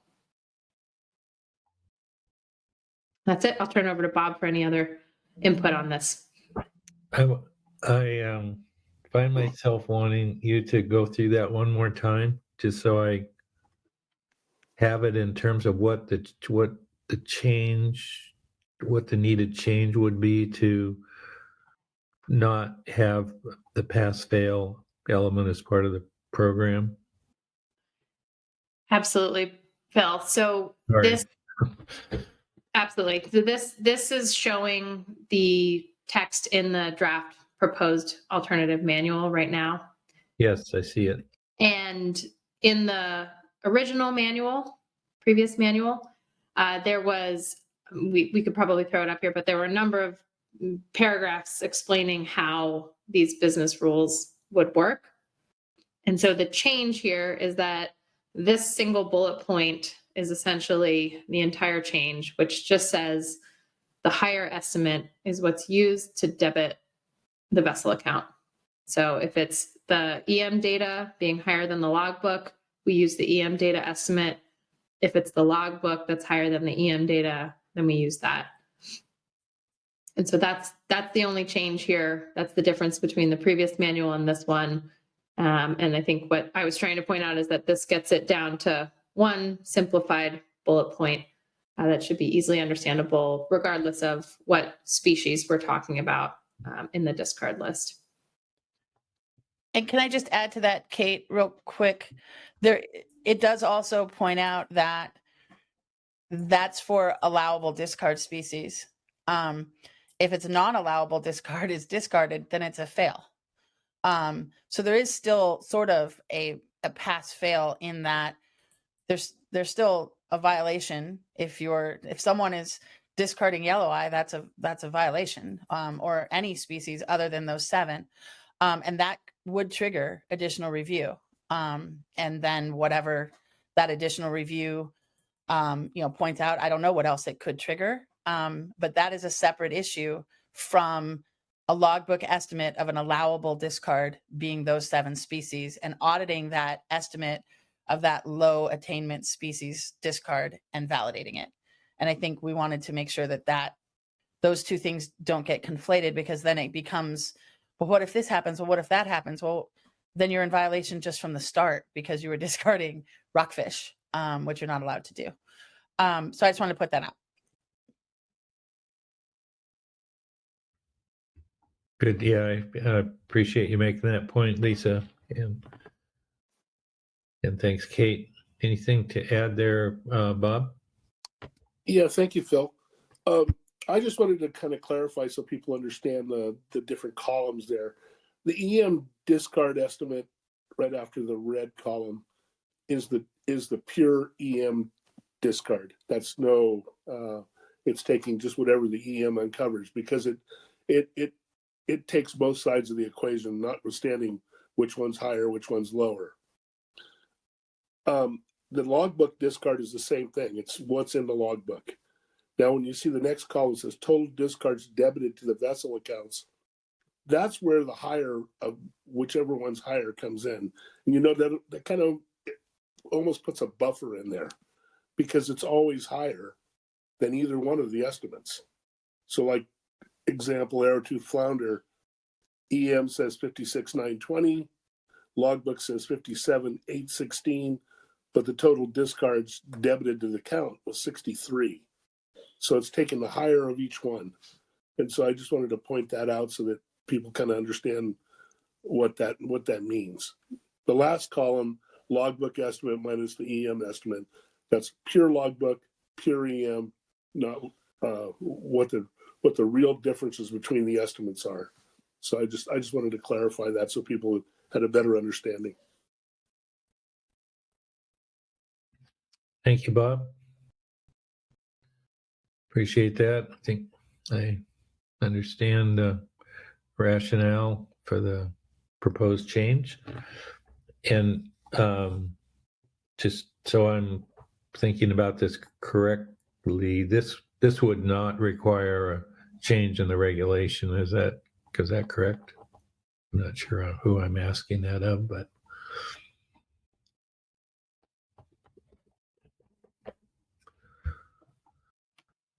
I think you are correct, Bill. And one thing we can reference is that spreadsheet that Brett had brought up earlier and I think emailed to everyone. And we can confirm that, but I believe you are correct that it would not require a regulatory change. okay. Any comments or questions from committee members that weren't on subgroup 2? I have a question, comment, Phil. Yeah, go ahead, Ryan. So a couple things. At least Kate mentioned incentives, and I think that's interested to hear a little, maybe more about that, or maybe I misunderstood. I mean, the business rules, I believe, were intended to help with incentives and costs, right? I think the original part of the original thought, right? If you reported correctly, you paid less. If you didn't, you had to pay more as more review. So it would seem that this might be losing some of that incentive, but maybe there's other aspects to that I missed. And that said, right, NIPS has been engaged on this and willing to look at this. At some point, we should probably also talk about some of the scenarios that we did run with Pacific States in between now and then, trying to look at these business rules in general. And the reason why I note that, because I think we also need to have some discussion as it relates to accountability too, which is kind of the purpose of this, because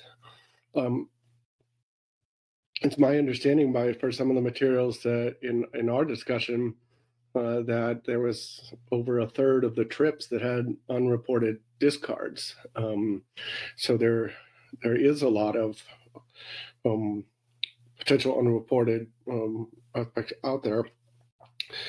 But that said, maybe this is more of a question of clarification. So I think Lisa was saying that if you have, in those situations, say unreported discards of some of the other species, like rockfish, was your example, that would then trigger more review, and that would be a fail under this proposal, and that proposed 10% here is really just for those allowable discard species.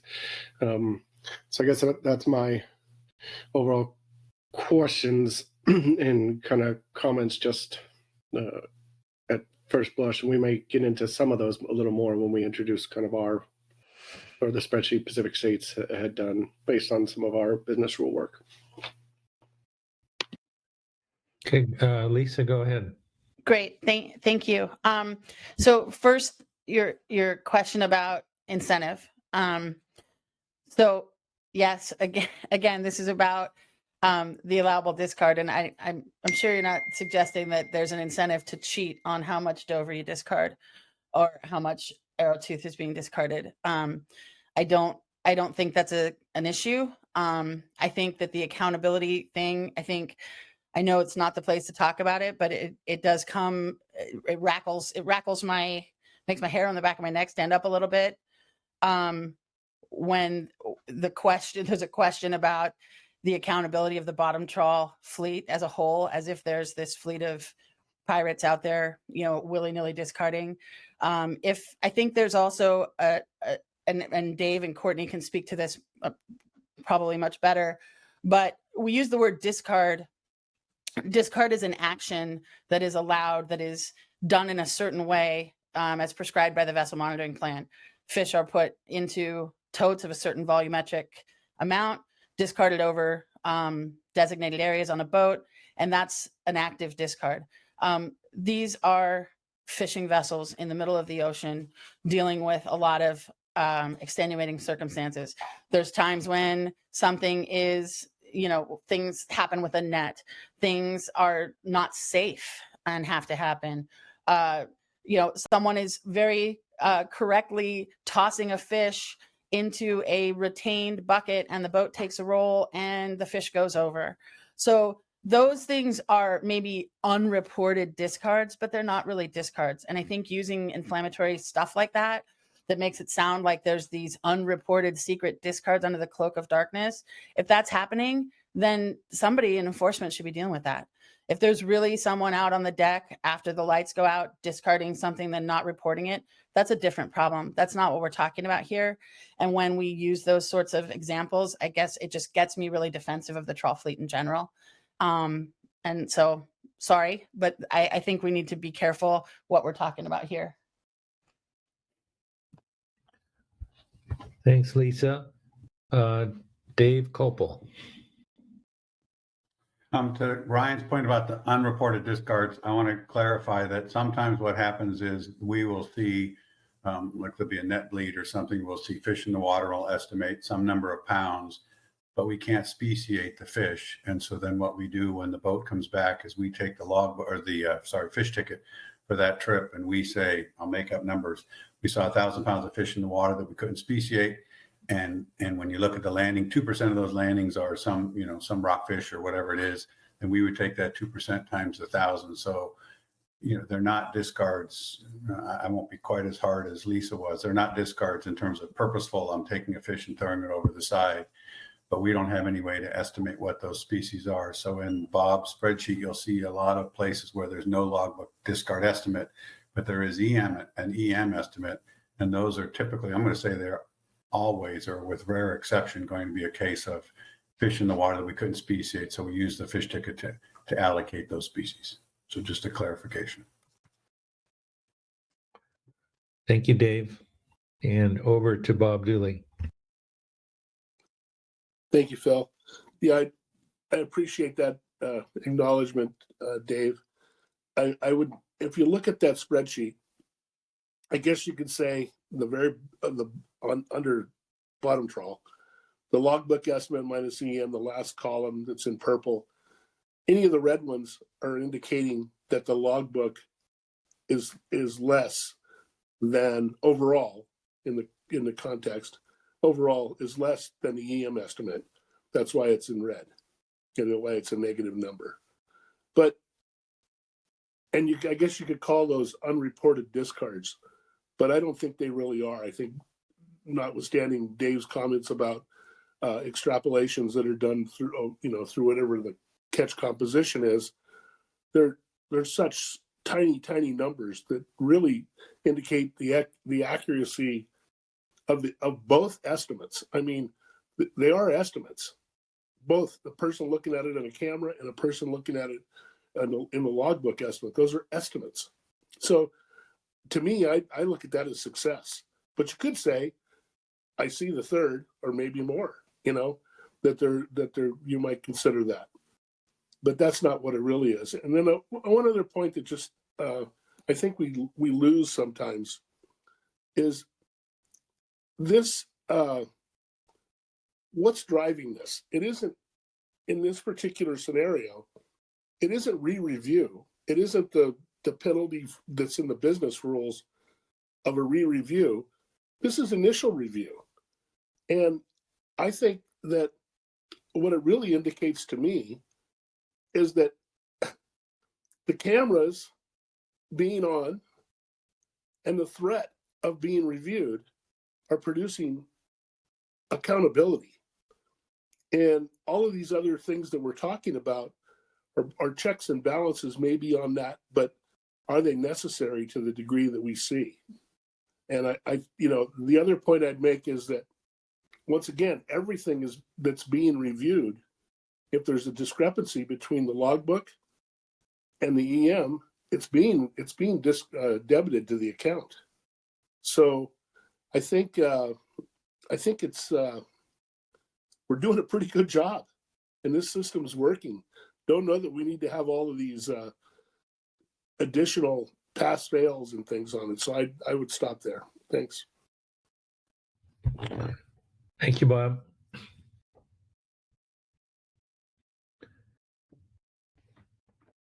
Let me ask if there are any other committee members who have comments or questions on this topic. I do, Phil. It's Heather. Yes. Okay. Hi. Hi. Just real quickly, I just want to support the comments that I've heard from Bob and Lisa and Dave. I think we've had these conversations before where, words, they do matter. And, if somebody was listening in on this public meeting and heard somebody say, well, a third of the trips have unreported discards, that is very damaging. And it's not an accurate portrayal of, what the trawl fleet has really strived to do. In fact, I've never heard it even put that way. My understanding has always been, across the board, that captains, for the most part, are doing a really good job of estimating what might be in the water.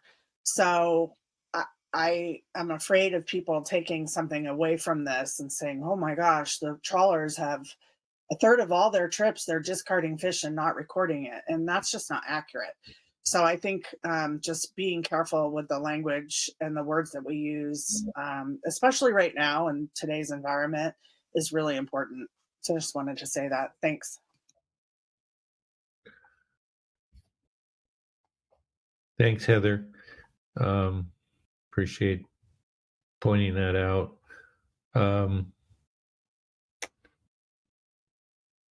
Tracy, I saw your hand up here a minute ago and somehow I lost it, but let me just check with you.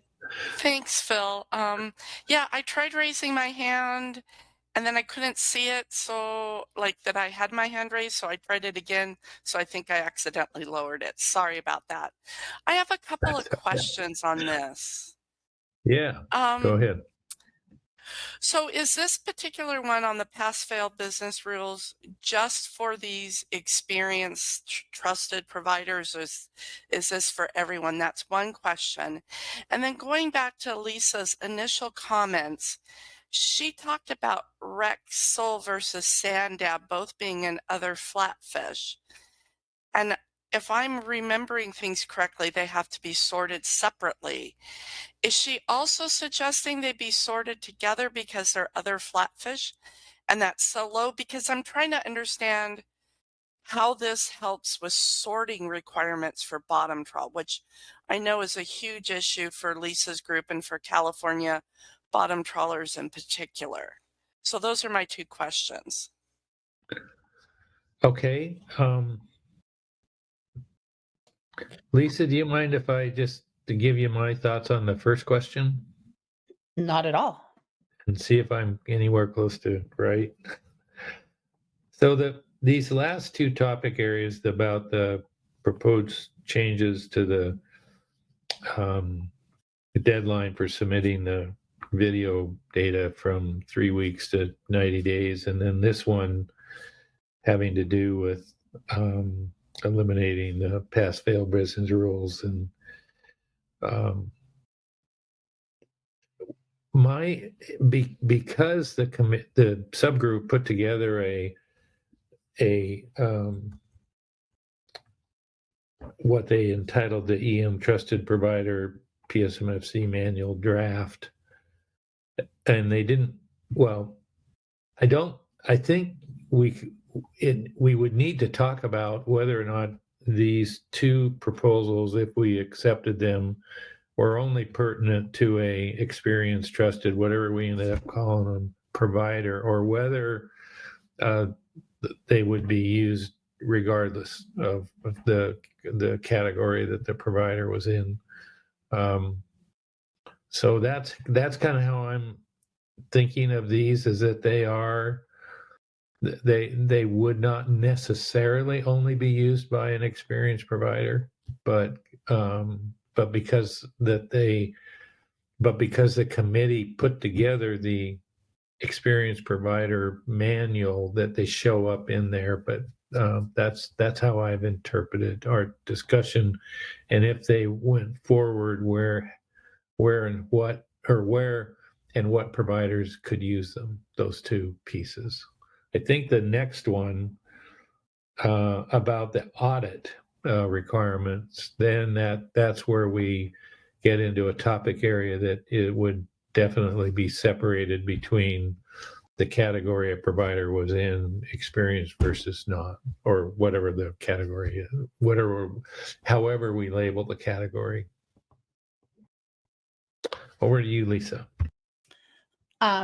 Okay, thank you, Phil. Totally agree with what how you just explained that.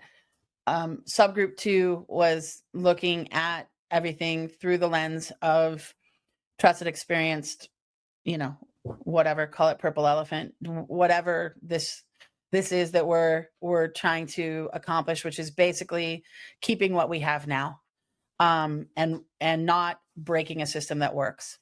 I think that was our charge, and that was our focus. And I think, to your point, further discussion about how if these rationales hold up and this group wants to move those recommendations forward, then whether or not that translates over to any other providers is up for discussion.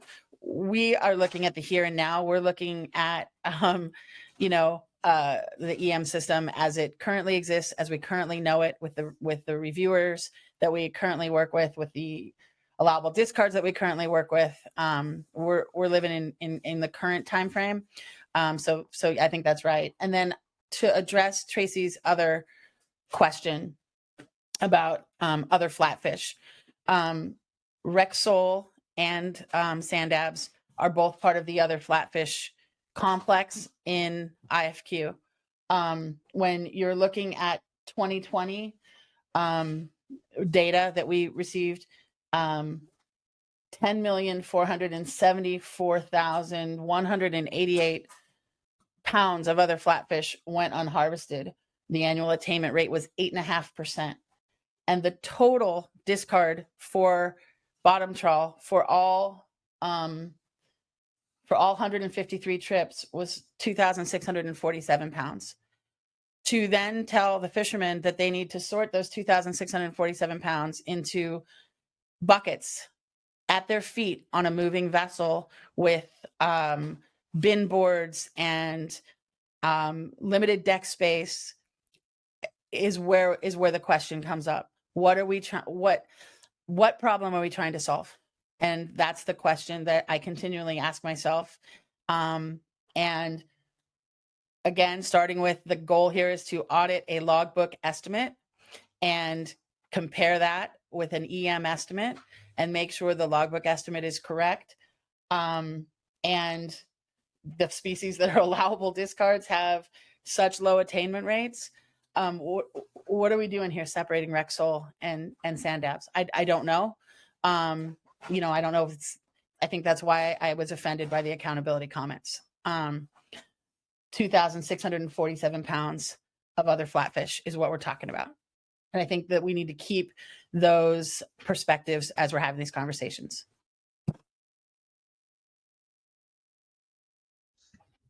Okay, thanks, Lisa.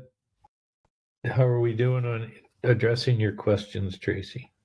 Phil, thanks for that. And thank you, Lisa. I think I understand where she's going with this. But that's actually, and correct me if I'm wrong, that's a different issue than the pass-fail rates. She just kind of included that in her discussion, but maybe this is something that needs to be addressed at some point as well. I think that, go ahead. Through the chair. Yes, Tracy. Yeah, the catch handling is a separate issue, but it is part of the pass-fail in that if a vessel mixes wrecks and sand dabs, then they fail because they fail the catch handling, and then they trigger 100% review. It's back to the same, I think, overall question of what are we trying to do and how are we going to do it the most cost-effective way. So it is part of the pass-fail when you're looking at the original business rules that are in the other manual, where it's a percentage, and that percentage is the percentage difference between logbook and EM, which can then trigger this full review when at the end of the day, it's 10 pounds of something that has an attainment rate of 1.34% or 8%. So I think it is part of pass fail, but I may have made it a little extra confusing because of that one species, other flatfish that does have, or that one IFQ species that has other species of fish in it. It's more of a complex. It does add complexity, and I'm sorry if I conflated those two. That's okay, Lisa, because I think that's important. And excuse me, Phil, for just jumping in. Well, that's all right. I think that's part of the issue for California with the bottom trawlers is the catch handling as well as the pass fail and some of these other issues. So I appreciate the clarification. Okay. Thanks, Tracy, for bringing those items forward. Other committee members have questions or comments on this agenda item? How about members of the public?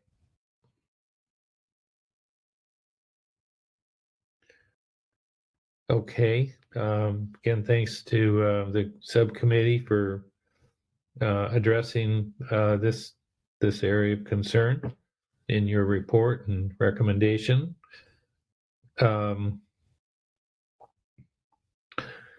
Next up is the discussion around the modification or elimination of National Marine Fisheries Service audit requirements for a qualified EM provider. I'm going to come up with a new one, or experienced, or whatever we're using. And this was also included in the subgroup 2's report. So can I turn to you and ask you to introduce this topic?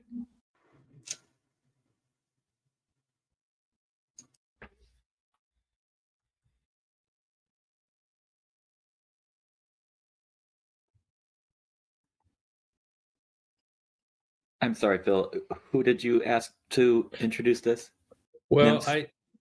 I mean, to me, it's included in the subgroup 2's report.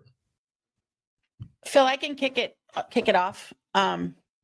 and then we can have more discussion. Can I pause for just one moment? Yeah. Because there was a National Marine Fisheries Service report that came in. It's an Excel file regarding the pass-fail analysis that was rerun and updated a little bit by Aileen Smith, and also Justin and John McVeigh worked with her on that. So I don't believe Aileen joined the group, but I wanted to know, do we want to touch on that report? And I looked to you, Phil, of how you want to handle that piece of information. I think it's related to one that item John E. McVeigh sent us.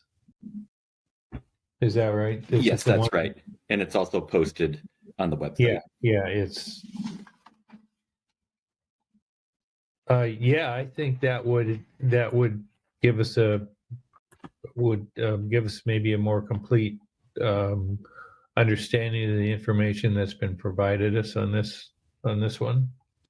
Okay, thank you. John or Justin, I know Aileen she was online and I think she disappeared. I asked her to join, but I don't think she's busy. So maybe you could at least give a good overview of, what's in that Excel file for people to wrap their heads around what you guys had done, and as much as you could do up into this meeting. So I'd appreciate that. And I can put it up on the screen for you. Yeah, this is Ryan. I think Justin can speak to that. Sorry, Aileen, I don't see that she's here.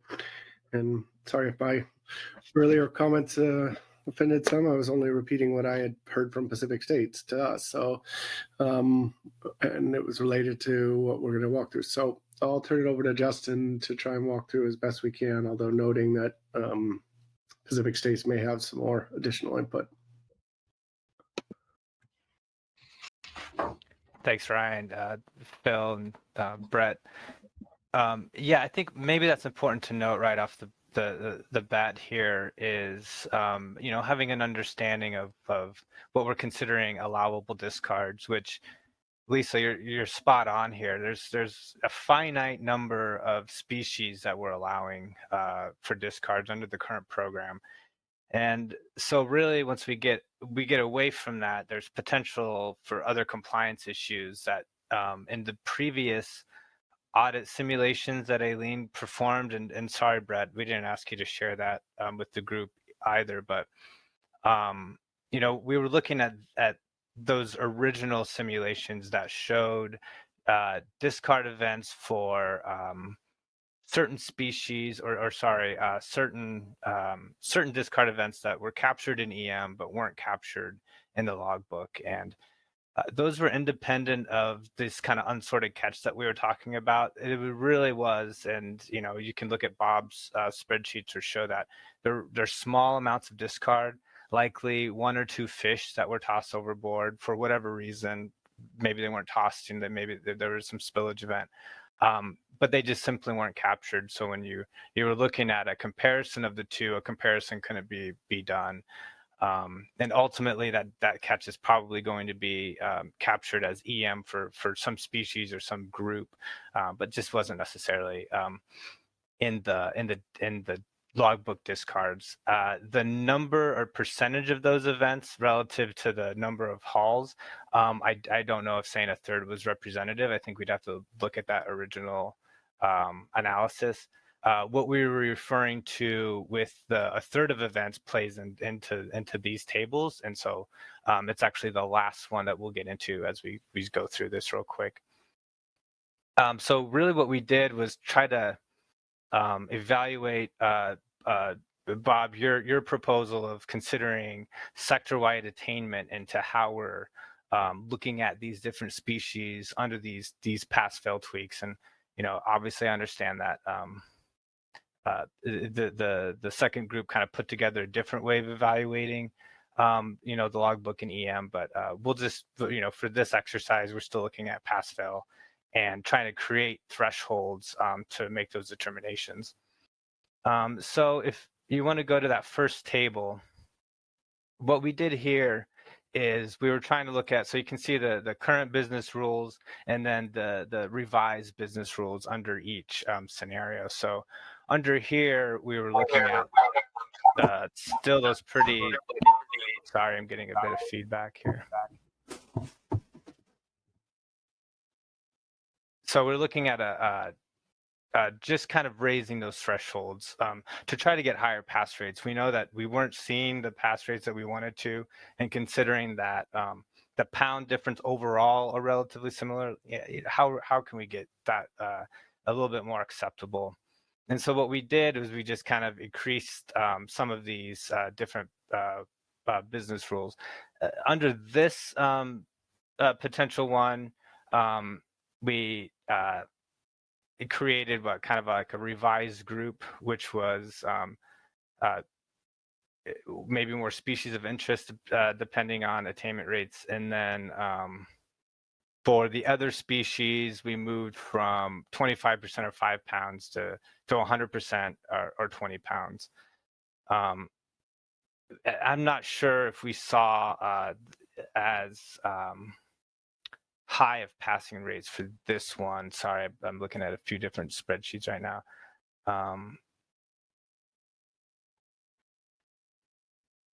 Right. Okay. So yeah, we just changed. We included yellow-eyed cowcods off the. It's not a priority species, and we added those high attainment, which was 80% or greater. We just kind of created arbitrary thresholds to look at for this purpose, and then yeah, relax those rules. So then, if you go down to table 2.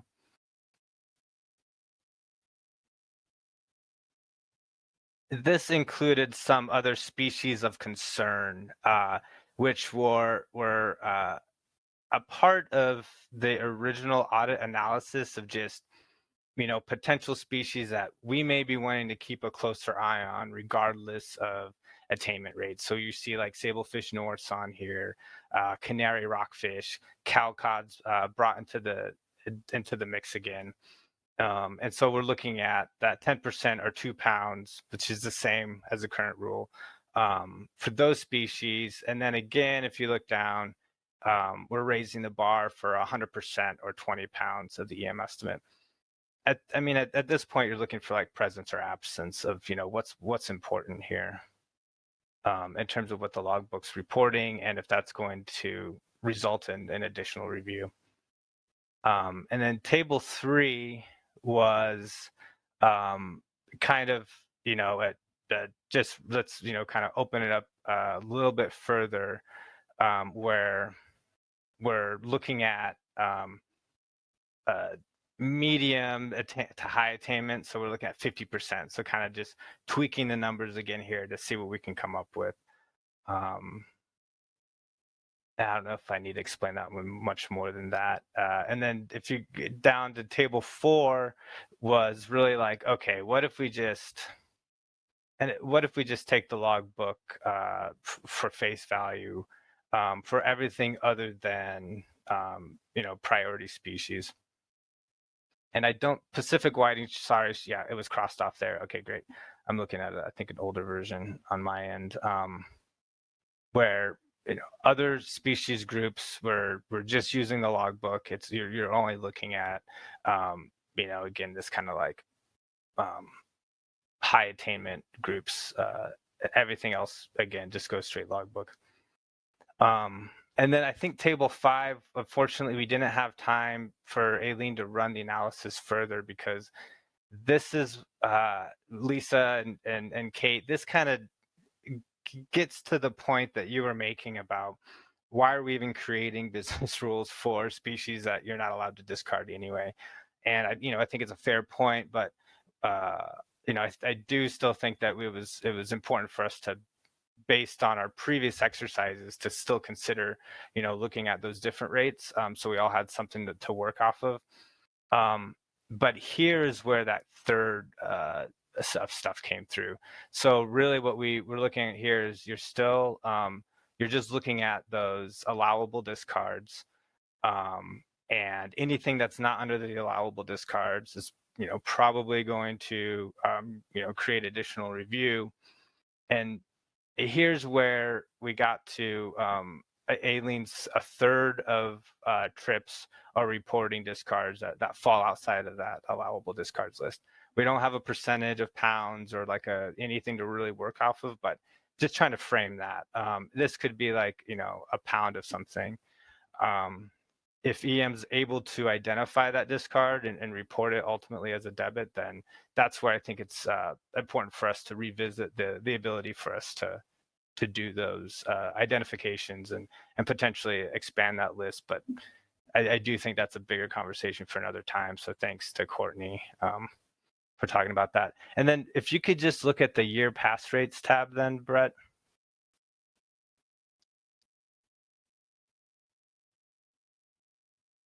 And I think folks may want to click around on this a little bit once, now that they have some of that background. But if you look at, what I had mentioned was, this you're looking at this original pass trip pass rate based on those. I believe these are the original rules. So, you're still seeing like passing maybe half of trips in general, and that, yeah, there's that review rate's pretty high. But then, it's interesting when you look at these different scenarios that we ran, which was, again, accounting for priority species and really having the flexibility to kind of choose what those species should be and being able to adjust those in, maybe not in season, but, based on attainment rates for that previous year, or, however often we're going to revisit this.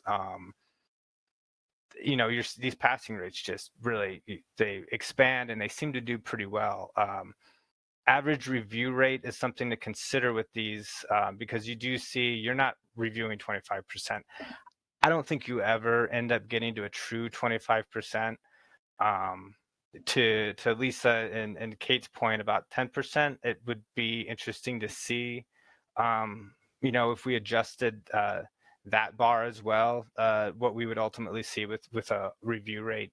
And then, the bigger picture for all of us is this actually resulting in cost savings? PAC states had provided some estimates on their previous analyses. I don't know how much this would affect their ultimate bottom line with what they charge to industry, but something to consider. So anyway, the scenario 1 and 2, still account for, all species at some level for IFQ, and we're seeing, again, pretty high passing rates. So I think that basically captures it. I don't know if PAC States has any clarifying things to present, but I'll stop talking.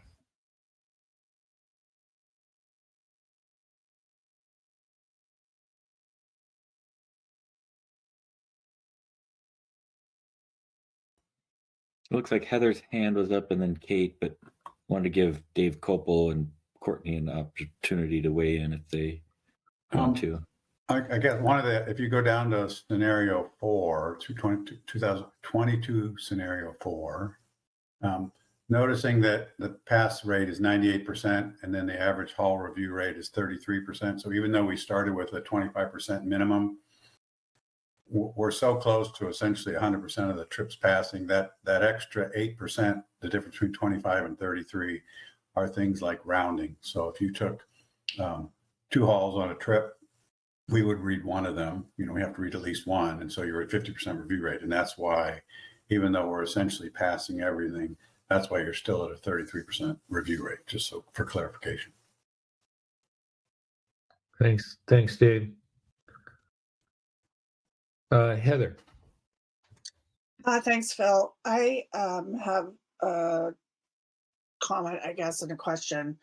My comment is I don't understand what we're doing with this at all. So I guess I need to understand what the purpose of this exercise is. And then my question is around, is this type of thing done with human observers to test that they're doing it right? Or like, this seems like a lot of work that I don't quite understand what's happening. So I apologize if that's just me and maybe I need to do some reading at lunchtime, but I don't understand what we're doing.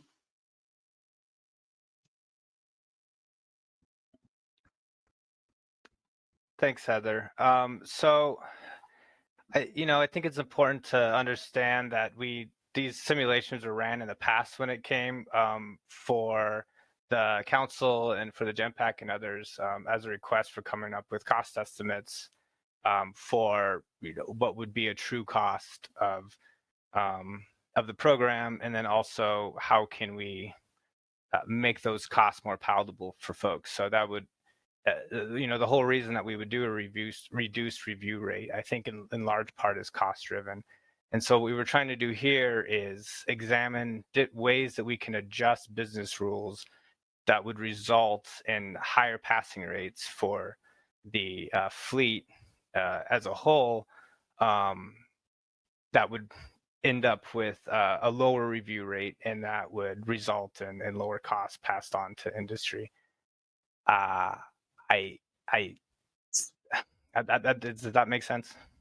This somewhat, but it seems like we're trying to create the problem that needs the solution. I'm not sure that, I mean, all of this work for a couple £1,000, I guess I don't understand. It just seems excessive to do this for, it seems more like the business rules are, either the business rules are not capturing the reality of the fishery properly, or they're too onerous, because this does seem like a lot of work for not a lot of benefit for conservation or accountability or anything like that. But again, I might be missing something. Thanks. Thanks, Heather. If I could just have just one quick follow-up on that.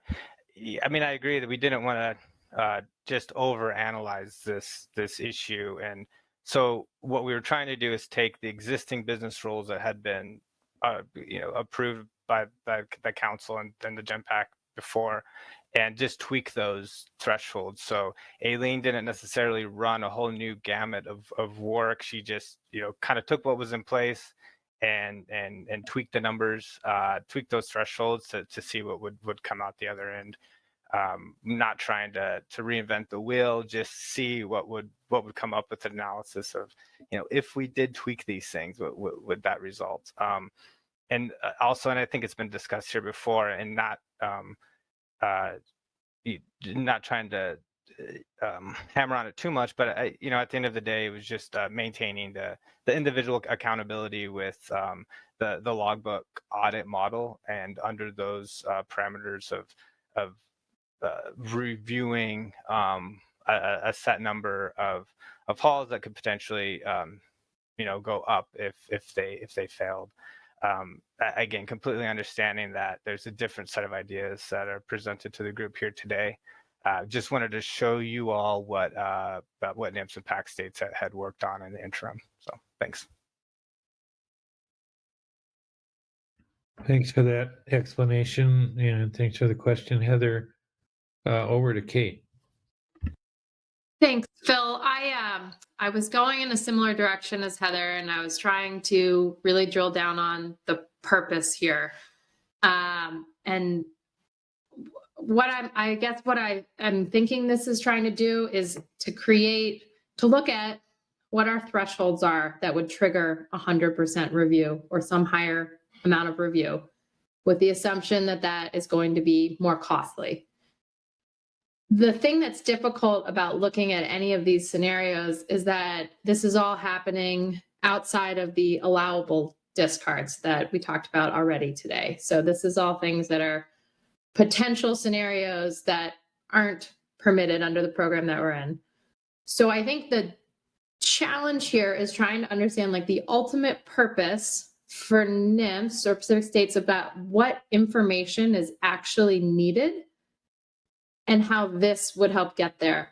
And I feel like the conversation earlier today about the business rules that we've already had under the alternative provider manual, we got to the point where we don't need business rules for the initial review. We've established that our recommendation would be to not have specified business rules, and that if some type of discard happens that is not on the allowable discard list, it would trigger an elevated level of review.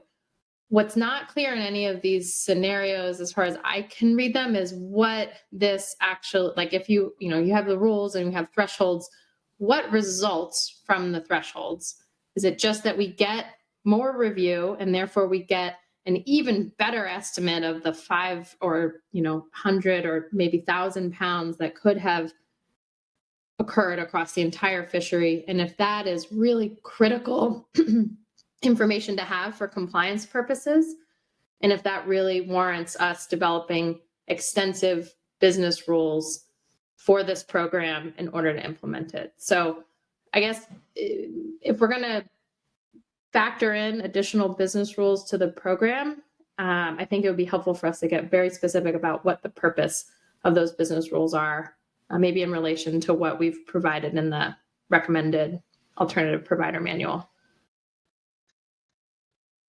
I don't know if that's helped at all, but I feel like I think the group 2 had a couple conversations about trying to really understand what we were getting at in these scenarios, and it may be that we're not seeing the purpose.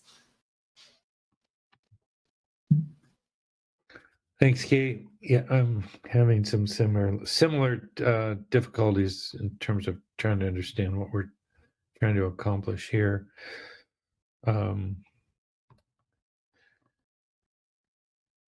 Okay.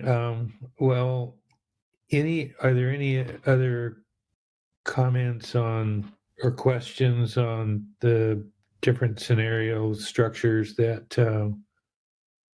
NIMS has provided to us here?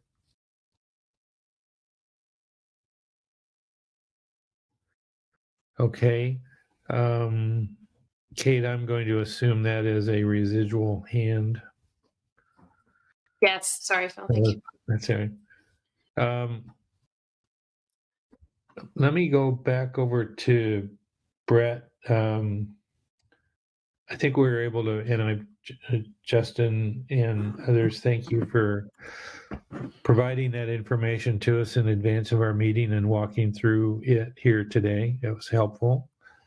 Are there any other pieces of information, Brett, that I missed relative to this topic E?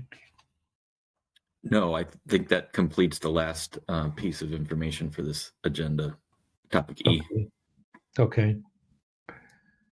And we're going to circle back to these topics here when we get through the remainder of our agenda to talk about our Friday agenda and where we want to go with these.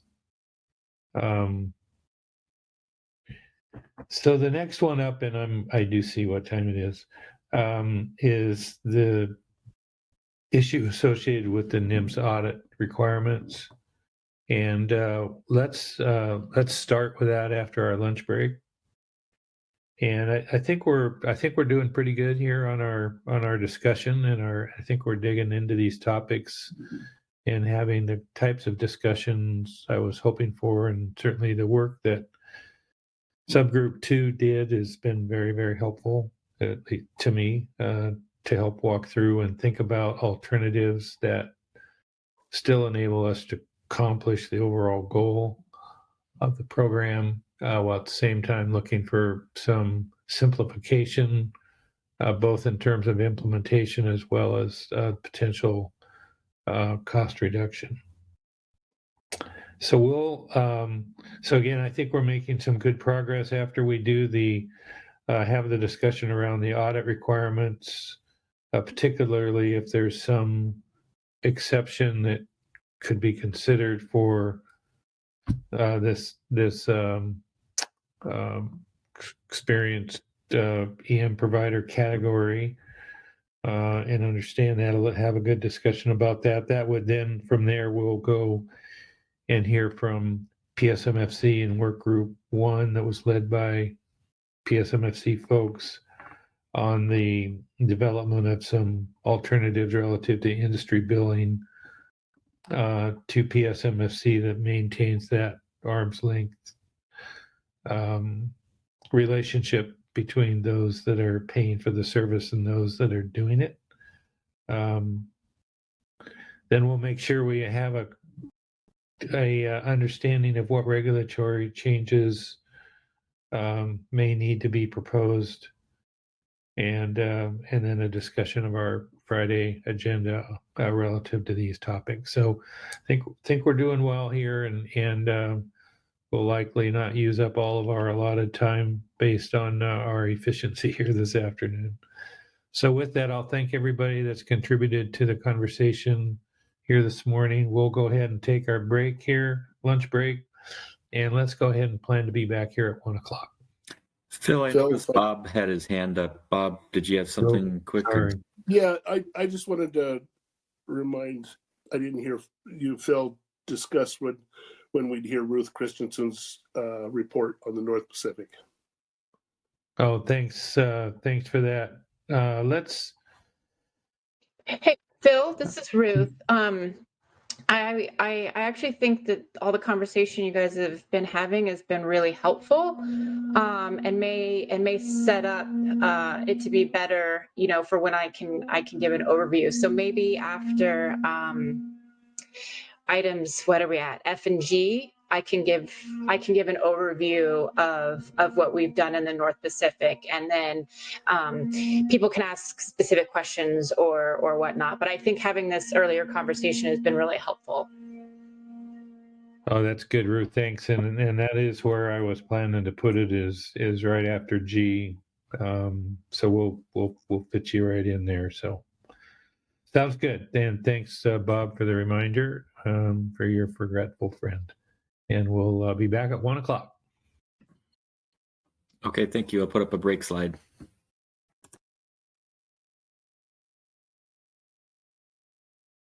Review or auditing. And the labor costs then were $465K. Non-labor was $63K for a total of $528.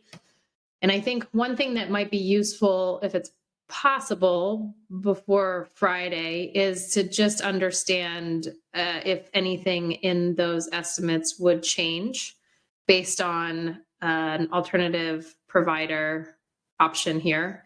And if any of those costs might actually be able to be reduced given the conversations that we're having. Yeah, thanks for that, Kate. Yeah, definitely a discussion I think we need to have internally for as the week progresses. Again, just saying that with the opportunity, if we're not operating under a sole source system here, so I don't know what of those costs would change. Even say PAC states were given exemptions here, just because you would still have to have that role in place for other providers. But that's just thinking in general about what the program could look like under these kind of two different tracks.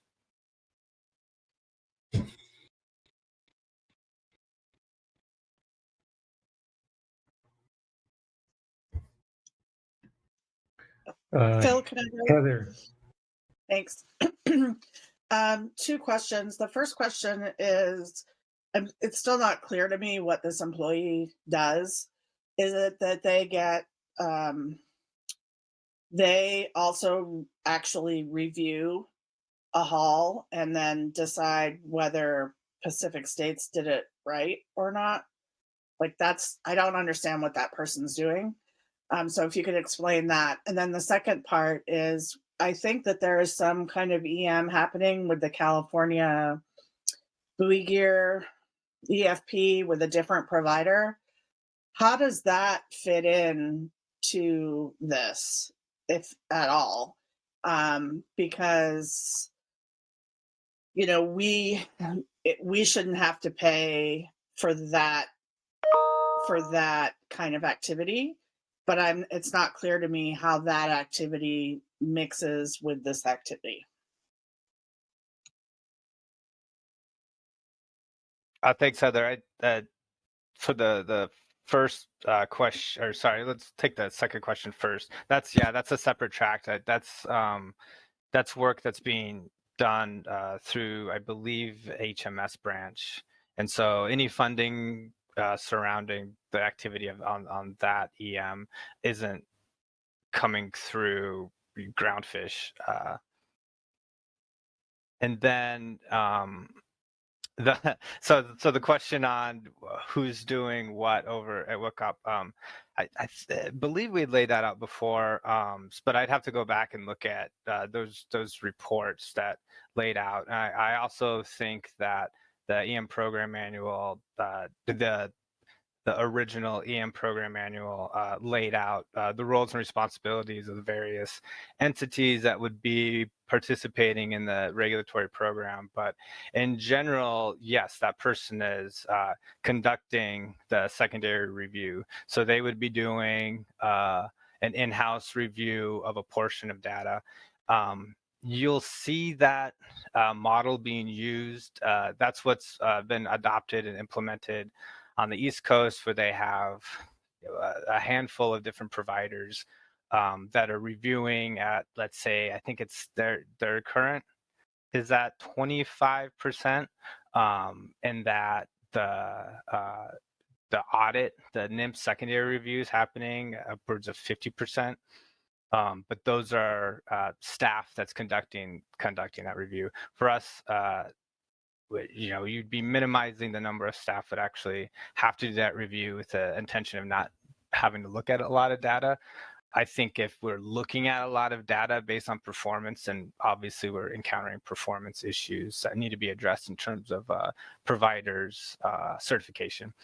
But then also that secondary side is building and maintaining those databases that are being used for account debiting, for coming up with those estimations. I think one thing you'll see is baked into PAC State's estimates and their costs is part of that. So they're doing some of those things in-house currently. Something under the current model, which I understand what's being proposed here, is that PAC States would continue to do those things.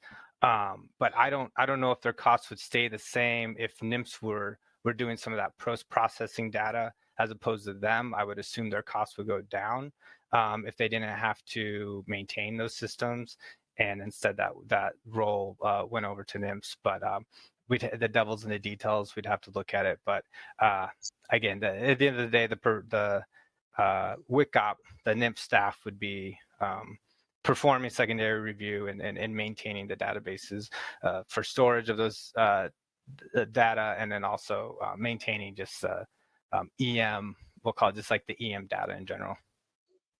Yeah, so just as a follow-up to that, thanks, Justin. I think that, you heard pretty loudly from folks that we didn't support NIMS creating an entirely duplicative system to what currently exists with Pacific States, and NIMS still went ahead and did that anyway.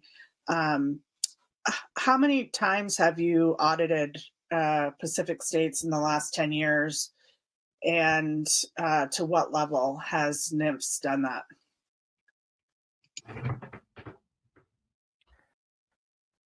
Thanks for that, Heather. In terms of a straight audit, we've requested and taken on EM, EFP data from Pacific States. What we've been unable to do during the EFP is to actually test the data audit model.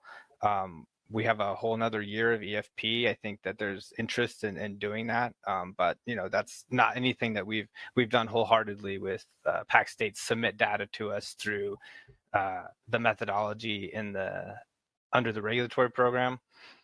But we do have ad hoc requested data from PAC States.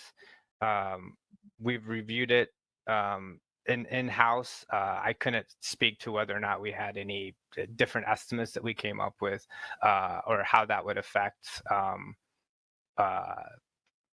what would have ultimately be debited from accounts. I don't know. I could call on a friend here. I don't know if John McVeigh is available or if he has anything to add. I don't want to obviously frame this incorrectly. Yeah, and then just one more follow-up, and it sounds snarky, but it's true. So Pacific States is the one that actually trained NIMS staff on this stuff. So in the next year, will they be training NIMS staff on how to review what they've already reviewed? Thanks. Yeah. So that's not entirely accurate. Actually, we've trained with other providers on their EM systems as well to get kind of a full picture. You're probably aware that PAC States uses exclusively Archipelago's review software, which it's a proprietary software that uses, PAC States is very comfortable with it, and we've used it too. We don't necessarily have any issues using that, but there is a possibility of other providers that will conduct review. So we've used Saltwater's open source platform for review as well. I think I mentioned before, if not, it's worth noting that in general, what some consider to be a very prescriptive method of handling the review of the data are largely copied from what PAC States has already done. So again, we're not looking to reinvent the wheel. We completely agree that folks are doing review, they have the experience. Courtney and her team are completely competent and at what they do. The intent is never to necessarily second guess what they're doing. It's more of, you would look at it in any other system, which is quality control. And I think that's what we would want to continue, whether it would be PAC States or some other entity. But yeah, definitely we lean on what PAC States has done and continues to do in terms of helping to inform our decisions on EM.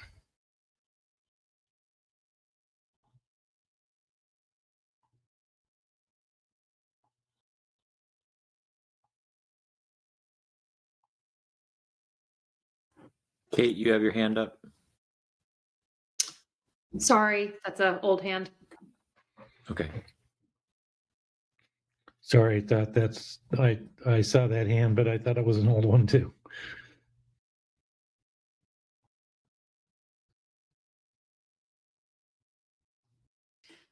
Actually, Phil, maybe I do have a question. Okay. I'm just looking through the regulations right now, and I guess, Justin, one question for you, for NIMS, would be if there are any areas in the regulations that we should flag as potential areas for discussion for changes based on how it describes both the auditing or how a service provider has to prepare and submit data for audit. So I think in the newest versions that are going to be set for November 2022, you said, there may be areas in there that we have not flagged that could be topics for discussion, especially as we're thinking about what the committee needs to do for the council meeting. Nothing particular comes to mind. I think in terms of prepping and submitting data, that's we've tried to maintain flexibility there. So I probably would have to look at that in that same lens and get back to you all this week to see if there's something that should be flagged. I just kind of reminded to go back and that the requirement for a provider to submit that EM summary data in general to NIMS, I think is an important thing to consider when you're looking at potential different tracks for a provider, because if that changes for somebody, then I think that would result in a regulatory change. Not endorsing anything, but just in terms of what your recommendations may be and in consideration for the reg changes. And then those things we've also talked about in the past with the submission rates for both the EM summary data as well as the feedback reports.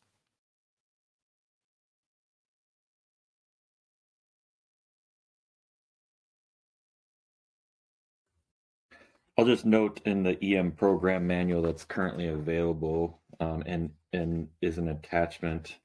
I forget which number now, but it's on page 34. That just kind of generally describes the secondary review. It's section 2.2.9. And just saying that the West Coast Observe program is responsible for completing the QA/QC of the EM summary data, which will include secondary review of the video data from some trips.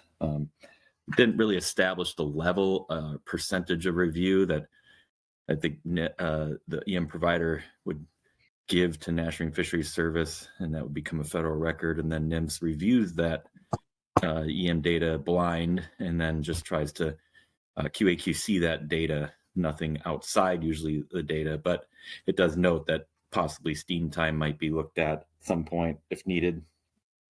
But that, that's kind of the general rule of thumb that was developed. I don't know how that would change under a trusted provider situation. I think the suggestion here is to just remove that secondary audit altogether, or just lower to some extremely low level and not reviewing, all haul or a haul in a trip, but maybe just cherry picking trips and the hauls that are within those trips that were already reviewed by an EM provider. I think I got that right as how the scenario would work, but I'm just noting that Justin had said, I think it's somewhere in the EM manuals that what that protocol would be. So this is Heather. I thought we eliminated the steam time discussion. Is that still an issue? Because reviewing, well, first of all, I vehemently am opposed to the thought that a captain is going to go on the back deck or a crew member open the hatch, reach in and select the exact fish that they want to discard on the way back to port. I just think that that's ludicrous. But if this is a review of the EM provider's review, then steam time has nothing to do with that. I just, I thought we had eliminated the conversation around steam time, but am I hearing that that's not right? Heather, yeah, I think that that might be some holdover language. It isn't something that I don't think have continued under our discussions surrounding the audit model. I'll note, I think there's probably a number of various changes that, let's just say, status quo and implementing the program as is, aside from all of our discussions today. We're going to have to update those manuals just and service guidelines, I believe, just to incorporate updates to the regs. And so that's the kind of stuff also I think we'll have to take a look at to make sure everything's fully up to date. Okay, Lisa, then Kate. Okay. Hi. I just want to make sure I'm hearing this correctly. So when we're talking about the manual and who does what, in the third-party manual that was provided prior to this draft version that is the model we've been discussing in subgroup 2, basically NIMS is taking it. I think Ryan said it earlier. It was written in a world in which Pacific States wasn't participating at all. And so that's why it's the provider, all the stuff comes to NIMS, then it goes from NIMS to the provider, with NIMS telling the provider what to do, and then it comes back, and then it goes back, and NIMS has to build all of these databases and maintain and have all 1 to 2 employees to manage all things that are not required in the last 10 years, have not been needed in order to accurately validate logbook data. NIMS has not had to build any of those databases. They've not had to maintain any of those databases. They've not had to hire full-time employees to manage all of that work. So again, the work that we've been doing here during this pause in the process is to figure out if, and the funding and appropriations and being able to, our next agenda item, being able to have industry pay Pacific States in a situation where there isn't another, there isn't appropriations and et cetera. So is what I'm hearing, and I think I'd like an answer from this it'd probably take till Friday, but are we hearing NIMS say, well, there's a chance that someone else may come in and there may not be appropriations, and we have to build this spaceship, for lack of a better word, in case there's a third-party provider that industry chooses to use that isn't Pacific States, and we have to hire a full-time employee and build these databases that we don't need if they're using the trusted provider model, but we do need in case this other model gets off the ground? Or is that something that we can be looking at as what would need to happen if that becomes a reality? But I don't think that we're in a place with costs to be paying for something that we're not sure when and if and how we're going to need it. Again, I think that it gets really off track really quickly. If the goal is to audit logbooks and have a cost-effective program. Everything I'm hearing about building databases and maintaining them and hiring people to manage them doesn't feel in line with that. So I guess I need more information and an updated thinking possibly from NIMS in light of this potential model with a trusted, experienced, whatever provider.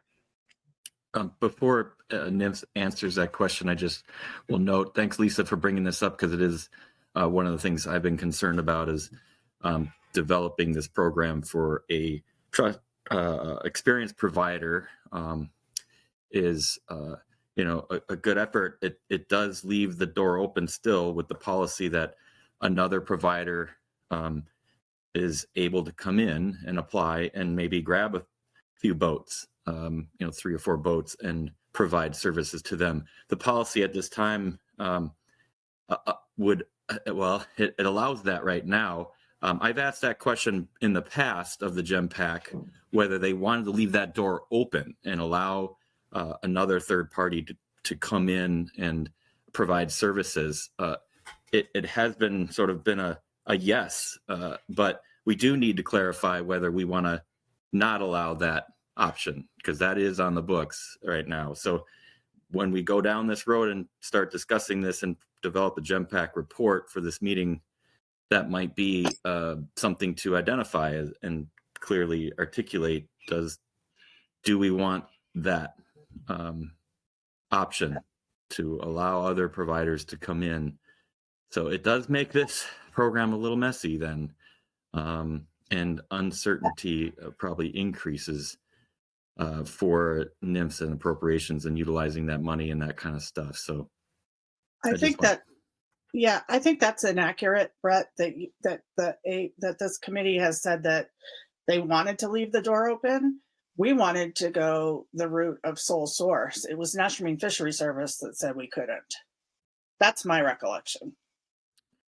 No, I understand that you do want, the sole source idea, but it's a hanging question, I think, that needs to be articulated about how this program is developed and set up, so we can be clear about who can come in and become a provider.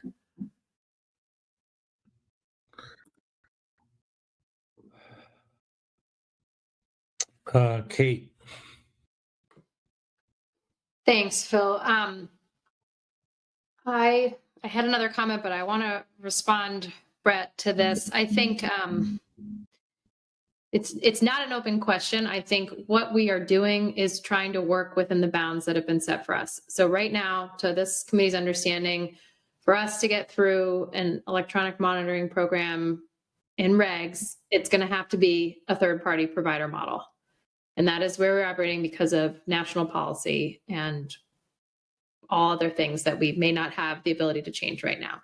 So in that space, we took it upon ourselves to try to figure out a best path forward for actually implementing a program that will be used, that will be cost effective, that will be able to continue what's worked over the last 8-9 years in the EFPs. And so the alternative model, the alternative provider manual, lays out our best path forward and what I think this, at least the subgroup and with some support from the committee's position, is on what we should have in terms of a provider manual. If that can be applied more broadly to other providers, that would be excellent.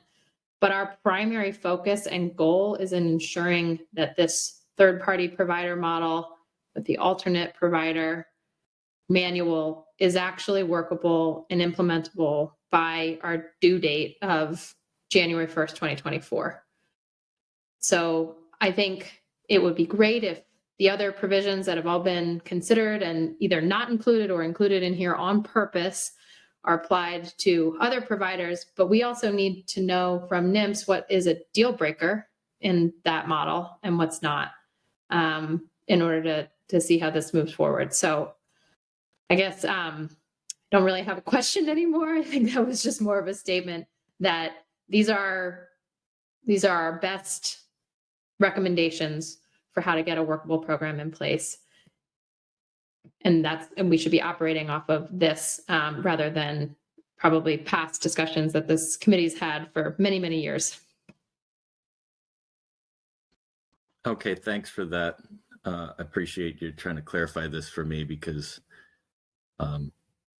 it feels now and smells like to me we're setting up two programs, one for an experienced DM provider and one for who is not, with the hope that it'd be the experienced provider that streamlines everything and works with the entire industry as a whole, and maybe we can save some costs in that regard. But it still leaves the door open for other providers to come in and provide services on the West Coast as a non-experienced provider. Well,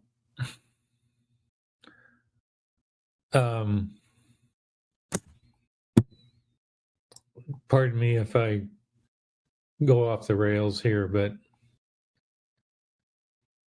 so we were confronted with this. We were confronted with where we were in November of 2021. PSMFC costs were escalating.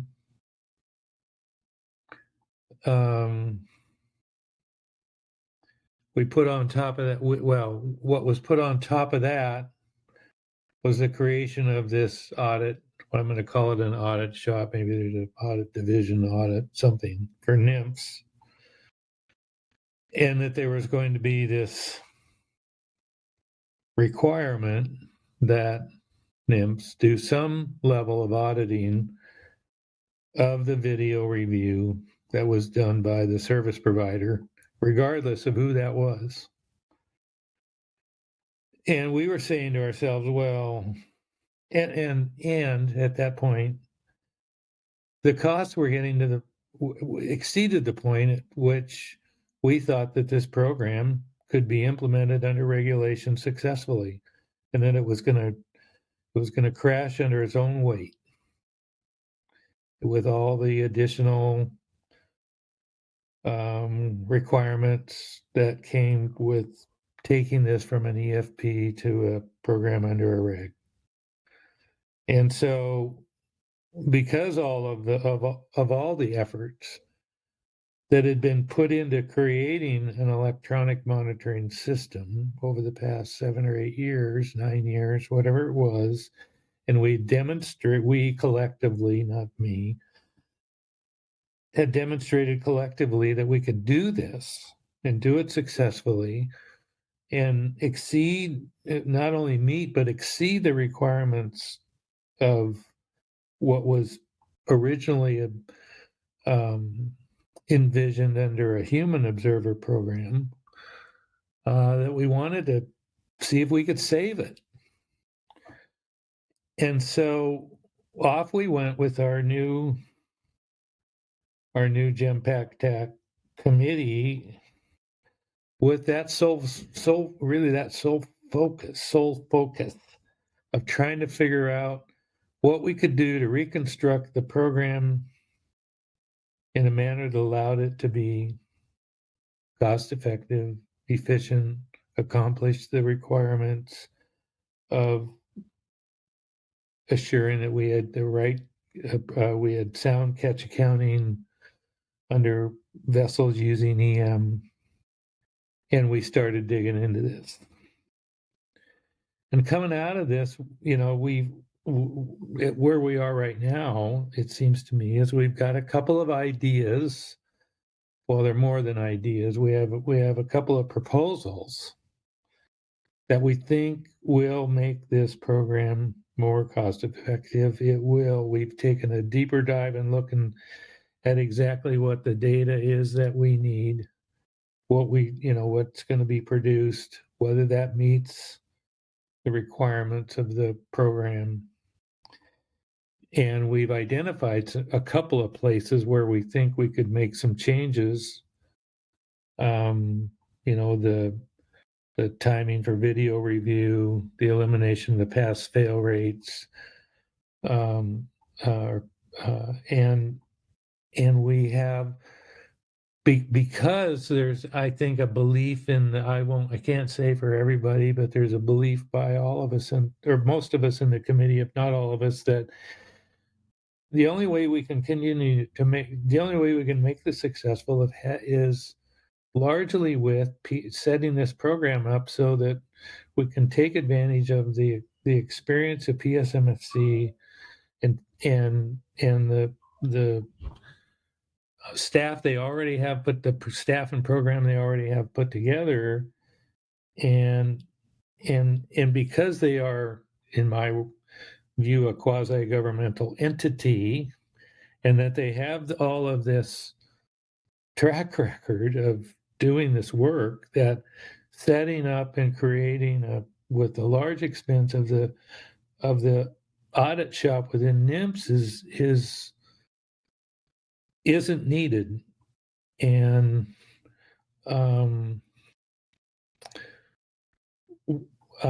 so, as I think, as Kate correctly pointed out, we're trying to, in response to Brett's question, we're trying to figure out a system that will fit within the parameters and guidelines that we've been given.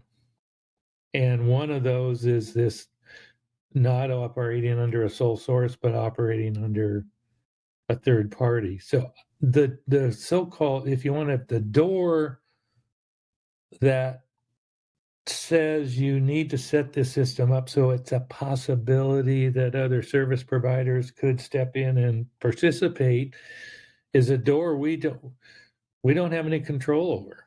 The door's open. We have to create a system recognizing that door is open, but at the same time, take advantage, if you will, of PSMFC, their expertise, their history, their quasi-government standing. And because if we don't, the costs as we know them is going to exceed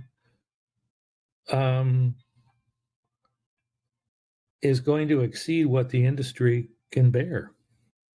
And they're going to be left with the human observer. And so I'm sorry for taking off on this tangent, but if PSMFC, the last number I saw was 600K. If you add an audit shop on top of that, whatever the number is, and I thought I remembered a 300K or something even bigger than that. And some of that may be one time, but if you start talking about having a couple of people and a separate shop or office or division or section or whatever they call that in NIMS organizational structure, you can get 300K in a big hurry annually. So bottom line here in my mind is, if we don't figure out if we can't figure a way to get to yes on about 3 of these elements that can reduce the costs and that currently exist, without forgetting about the audit shop for a moment, and the audit piece for a trusted or a experienced, or whatever we're going to call it, but quasi-governmental entity, then I don't know. I'm not sure I know if there's a future here that we have left. And so between now and Friday and our report to the council in November, we better have some avenues to get to yes on some of these, some or all of these proposals that are being put forward, or I'm not sure that there's why we're going to invest a bunch of time beyond November. And that's the hard truth that's my cold, hard view of where we are right now and how we're going to try to rescue EM from defeat. That's my speech, sorry, but the way this was going and the way we're headed here, I really worry about whether or not we're going to have EM's got a future. So I'm going to stop there. There's a few hands up. Yeah, go ahead. Yeah, this is Heather. I agree with everything you just said, and I really appreciate you saying it. Just wanted to add on one additional thing for consideration, and that is we still have we have all this cost through the agency. We still have the cost of whether it's archipelago or saltwater. And if the costs continue to increase, let's say we lose 10 of the 30 whiting boats, the cost that then is left for the provider to make up the difference with the remaining participants will also increase. There's just not enough boats on the West Coast to have this have enough scale to do multiple providers at a healthy productive line for a provider in terms of like an archipelago. And that's why you've heard from some of the providers that have been participating that the scale is really important to whether they can even afford to stay involved or not. So I just wanted to add that piece that if the agency side and the 3% and then the 3% on top of it with mothership sector and paying Pacific States potentially directly, like if all of that becomes too much and you lose boats, then it's going to be even more expensive because of that sliding scale to make up the difference from the provider for the equipment and the hard drives and all of that as well. But I agree 100%. Thanks, I feel like Heather. we've been spinning our wheels, and I feel like we were starting to get some traction in the last 6 months, but now it just feels like more of the same. Bob Dooley. Thanks, Phil. You were spot on. No way could say it even close to as good as that. So I agree with you. And I kind of thinking of this in the back of my mind, and the issue here is this audit and how it adds to the cost. And I'm wondering, this is a third-party provider certification issue. It's for them to prove that they are worthy of being a third-party provider and checking their work. Why should that be an industry cost? Perhaps maybe there's the key. Maybe. I haven't thought it all the way through, but maybe the providers, that's incentive for them to get better, to reduce those costs, and to be competitive. And as far as Pacific States goes, we can call them a third-party provider. We can call them an apple or a turnip, but they're Pacific States. And, I know there's been a fairness issue raised about this before, but I just say if some other company wants to be deemed in the same breath as Pacific States, they need to go to Congress and get listed in the Magnuson Act. They are Pacific States. We don't audit them on any of their work that's probably far more important than this in the big picture. And they are the trusted provider. They are a quasi-government entity, just like you said. So, but that issue of cost, perhaps if we shifted it to the provider to pay that cost. I know it ultimately goes downhill to the user, but that also sets up an issue of being able to do the job effectively and at a competitive price. So I don't know. I'll stop there. Just a thought. Thanks, Bob. And over to Lisa. Thank you. And thank you, Phil. I really believe that what you said needed to be said. And I appreciate you saying it and bringing us back around to reality. I think that this is what you laid out is what a lot of us have been feeling for a long time, that this program is on the brink of failure. And to your point of get to yes, I guess, I don't know. I try to be the eternal optimist, and that's why the effort went into providing the work that subgroup 2 has done, was to get to yes and to do the work that so that we can get there. And I think it's really, I know I'm always the one that says this, but we have to be reminded that when we don't get to yes, and when this fails, that it's families, it's small businesses, it's small port communities, it's big port communities, it's small fleets, big fleets, it's people that are in the balance here, and their businesses and their ability to participate in this fishery. This is not numbers on a page and percentages and audits and scenarios. These are human beings and family businesses that have been busting their whats to participate in a fishery that is costly to participate in, and that has the highest level of accountability of any fishery. And again, not to talk about what's not supposed to be talked about, but while you're sitting in the same meeting trying to figure out how you're going to stay in business with 100% accountability, we're opening up areas that have been closed for 20 years and we're just going to trust the logbook. We open conversations with the same people about the same general scenario of we're just going to trust the logbook, and send an observer 5% of the time.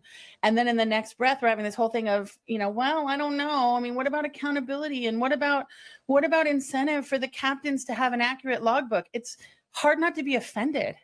And I'm trying to be a professional advocate for the guys on the water, but it's hard not to be offended. And it's hard to watch something that works be literally tanked at every turn with no real explanation. And I really feel like, and I'm sorry to be blunt about it, but if we can't get to yes, and that's NIMS that can't get us to yes, I want to know why. I want to know why. I don't want to hear, well, 10 years ago we did this audit and it said this, or we talked about this. Why? Why can't you get to yes? And I think that needs to be owned up to. We've done everything we can to get there as a fleet, as an industry, as a coalition of NGOs, every kind of gear type, council members. I mean, this group has worked really hard. And so if we can't get to yes, I want to know why. And I guess that's where I'm going to leave it.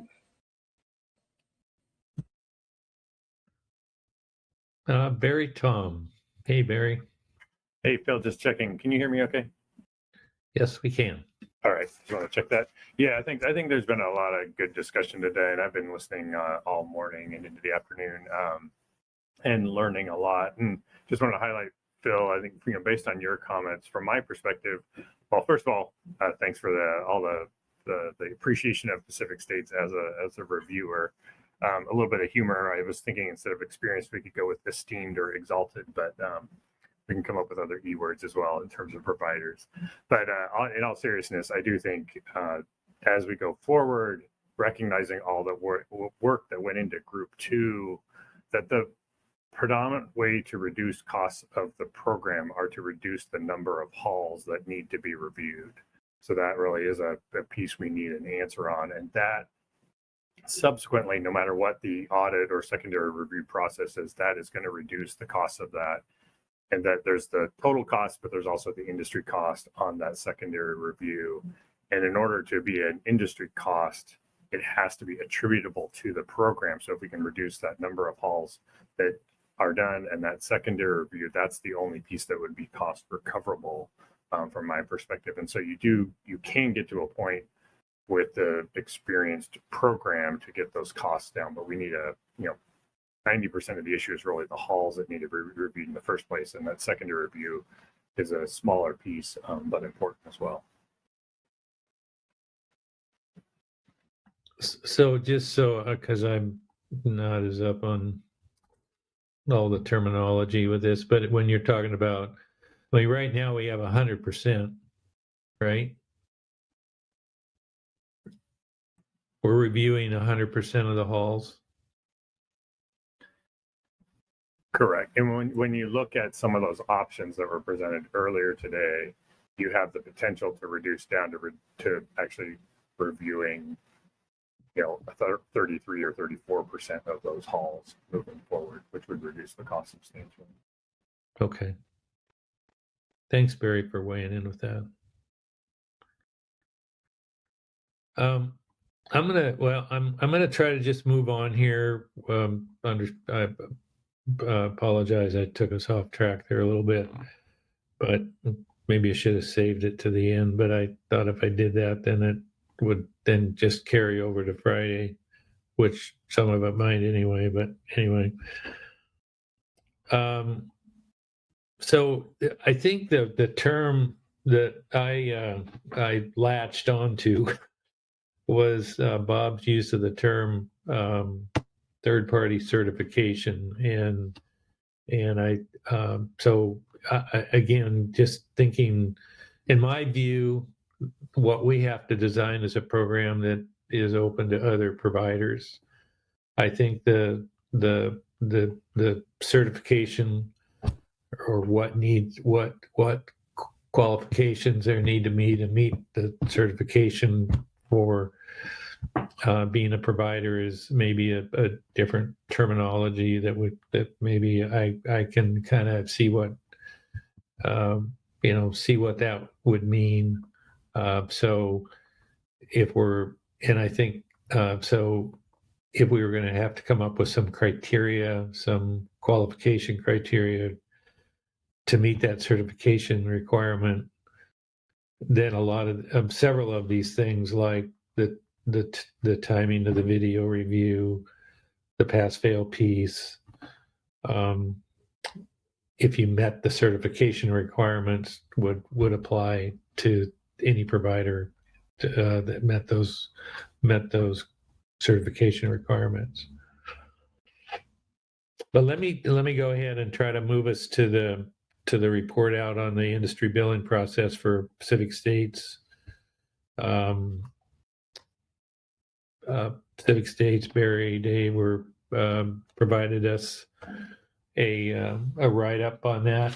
Came out in an email on the 22nd at 1:06 p.m. if you have a hard time finding it, like I do sometimes. But as long as I got you there, Barry and Dave, however, if you could maybe walk us through what you sent out. Yeah, thanks, Phil. This is Barry. I'll jump in first, see if Dave wants to add anything more as we go through this. So, and much of this is a review of, at least for some of the folks on the call, of information that was transmitted verbally at the July meeting, but we thought it would be best to write some of that down and make it a little bit clearer. And there's a couple elements, as you look at this document, and I don't know if Brett actually wants to throw it up on the screen or not, but you could. One is the element of timing. And so we try to articulate a component here where Pacific States could basically fluctuate between a program that was funded through appropriations provided by Congress, as well as it was being able to switch over to what we would call a third-party model if appropriations were not available. So there's an element of timing there of when that decision, or when we are notified that adequate appropriations are available for Pacific States to proceed with what I will call sort of something similar to the existing program under the EFP versus this third-party model. And based on the information provided this morning, you could go, thinking through a timeline, you could, in that June 2023 timeline, Pacific States, at that point could apply to be a third-party provider, so that we have that ability moving forward. But then a decision point would come at September 30th if we knew, and this is where option 1A kicks in that's on the screen there, that if adequate appropriations at this point, we have an estimate of $600,000 were provided. If we know that by September 30th, we would actually start a process, or we would actually kick off a process and agree that we were going to move forward with something similar to the existing program moving forward. And therefore, the third-party model would not be needed across any other entities as well. That money would be provided to Pacific States through some sort of sole source agreement, contract, or grant. Monitoring would occur across the entire fishery for that following year based on those appropriations being provided forward. The second piece, option 1B, is that if adequate appropriations are not in place 90 days ahead of the monitoring year, that would kick us into that third-party model for Pacific States. So for any vessel and permit holders who have selected Pacific States as a third-party provider, we would send invoices to all those vessels or permit holders, and that would pre-fund what we would call, similar to an escrow process, to have escrow accounts in place in time for a January 1st start date. One question we have outlined in here as a to be determined would be how those initial escrow amounts would be determined, whether those would be based on the historical trips by vessel, hauls by vessel, and we would have to fluctuate that based on the required sampling rate, as discussed earlier today, in terms of how much sampling we would estimate would be occurring. That first year would largely be based, those escrow amounts for the first, at least through the first half of the year, if not for the full year, would be initially based on estimates based on the previous year's fishing activities. And we would do some sort of quarterly invoice and escrow billing process. Starting every month, we would notify the escrow service of what the video review we have conducted. That would then be transmitted and invoiced out to each of the industry vessels.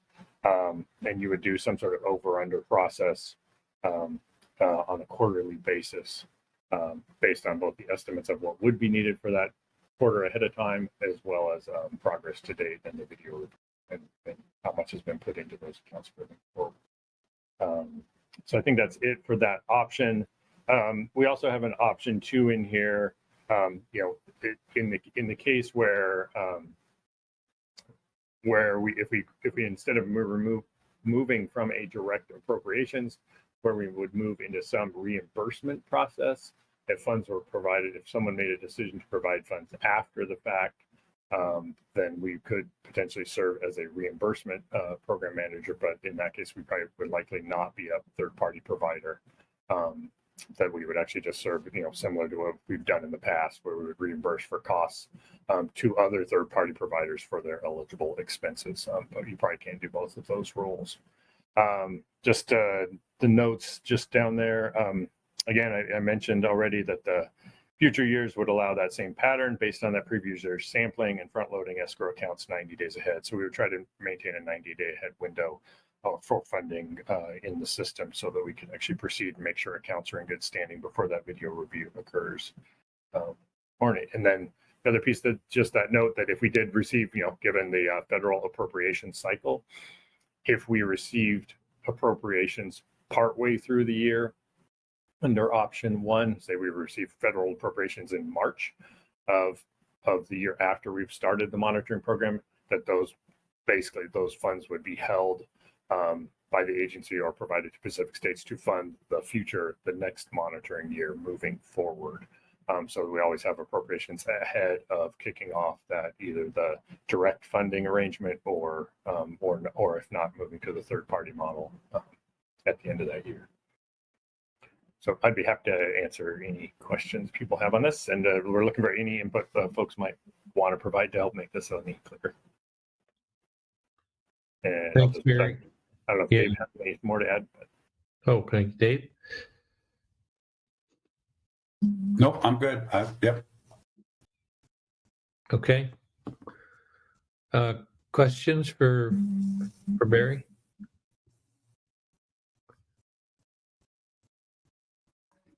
I do. This is Brett.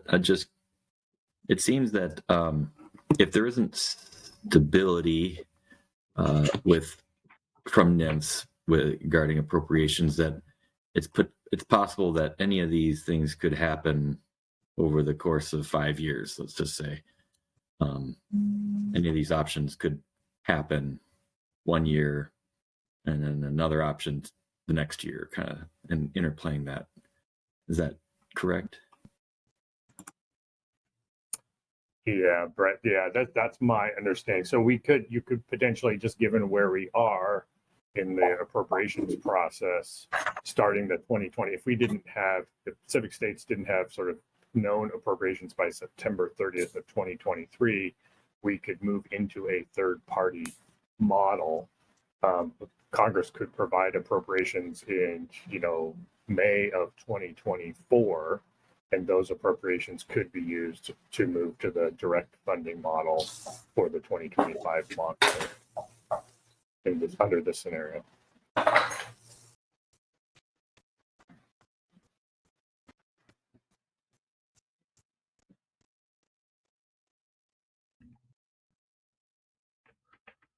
Okay, let's see here. Heather. Oh, wait a minute. Brent, you're up first. Okay, thanks, Phil. Yeah, I tried to figure out how to raise my hand here. I was trying to do it earlier today. Just wanted to thanks to Barry for his creative thinking on this. I think we're walking down a path of a possible solution here to get funds to PAC states, and appreciate this very much. I think it's something that the committee can get behind. I like that, we will work as an industry to try and get appropriations out of an appropriate bill from Congress to help fund for the monitoring costs for our program, but that's not certain every year, unless you're on the East Coast, I guess. But so with that, this option to allow for this collection of funds and put it in an escrow and pay for those monitoring or the review costs is a pretty good idea, I think, from our perspective. Thanks, Barry. Thanks, Brent. Over to you, Heather. Yeah, thanks, Phil. Like Brent, I don't have questions. I just really wanted to thank both Dave Colpo and Barry for thinking through this and being creative and seeing how important their participation is to the program. So I really just wanted to thank you both thank you for that. Okay. Any other questions? Barry, and I'm sure we all appreciate, as Brent and Heather said, appreciate your work and creativity in putting this together. So thank you. Okay, I'm gonna go ahead and call on Ruth to give us kind of an overview of the differences between what's going on in the North Pacific relative to their recent action and kind of the things that we're discussing here today. Oh, okay. Can you hear me okay? Yes. All right. I'm going to apologize up front if there is any background noise because my building is actually getting worked on. So if there's hammering and stuff in the background, let me know and I can move. But so I apologize for that up front. Okay, I think just real quickly, what I'll do is just highlight what I think are the main points of the North Pacific's EM program specific to pelagic trawl vessels, pollock pelagic trawl vessels in both the Bering Sea and the Gulf of Alaska. So that was the final action that was taken, like Heather said, just a couple weeks ago at the beginning of October. And so apologies again if people already know some of this information, but I just figured I'd give the broad overview to set us up here. But the main purpose of this EM program is for compliance monitoring. It is not directly being used for catch accounting. So I think that might be one of the differences or a slight difference between some of the things that we've been talking about today or that you guys have been talking about today. So this program is a maximized retention program. So for those vessels that are voluntarily participating, there are very few discards that are allowed under the program, mostly having to do with large sharks, large organisms, and things like jellyfish. But everything else is retained. Everything else is delivered to the plant. All wet discards do occur are all recorded in the vessel's logbook. The vessel turn that logbook into the plant, and the plant records those discards on their fish ticket. And so under this program, it's still like the fish ticket through e-landings that is fed into the catch accounting system. So the video for compliance monitoring is really just being used to ensure, maximize retention. And then where there are discards, to compare the discard estimates between a video review and the vessel's logbook.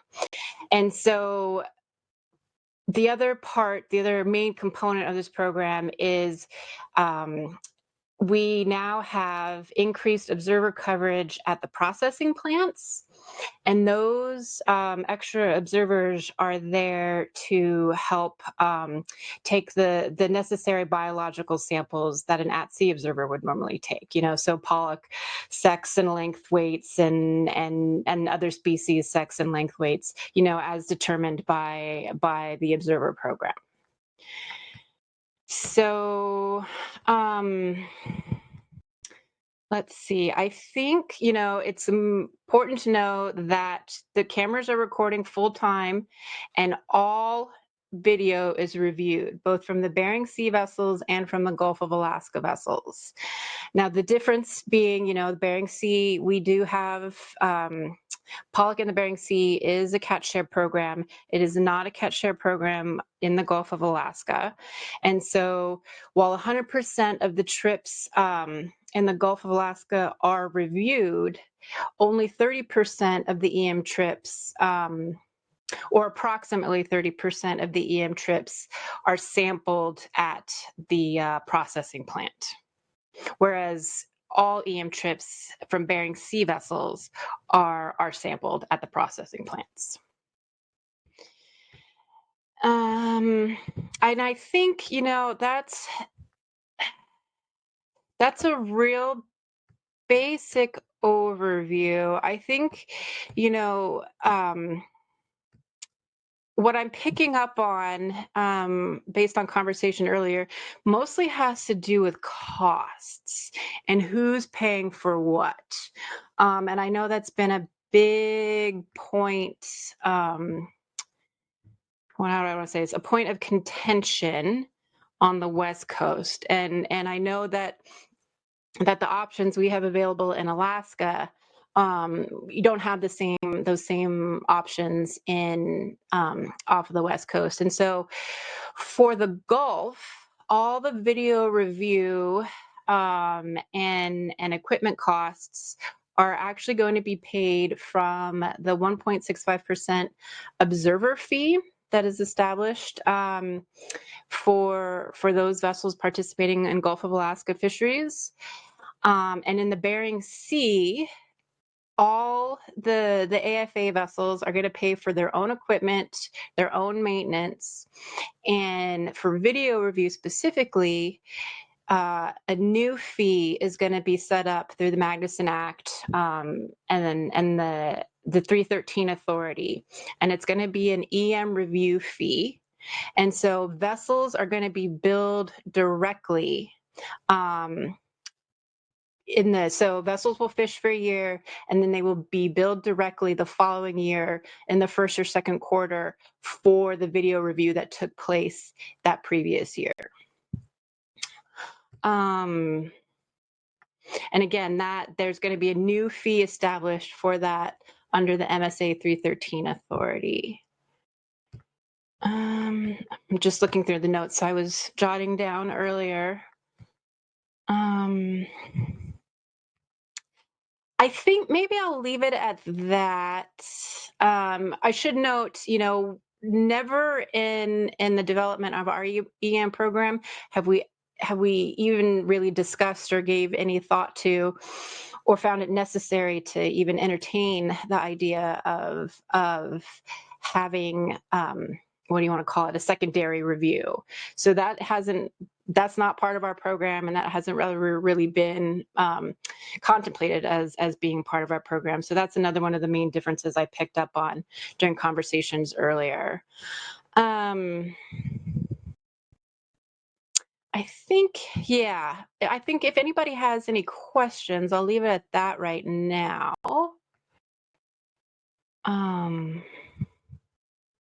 Hopefully that gave everybody a quick overview.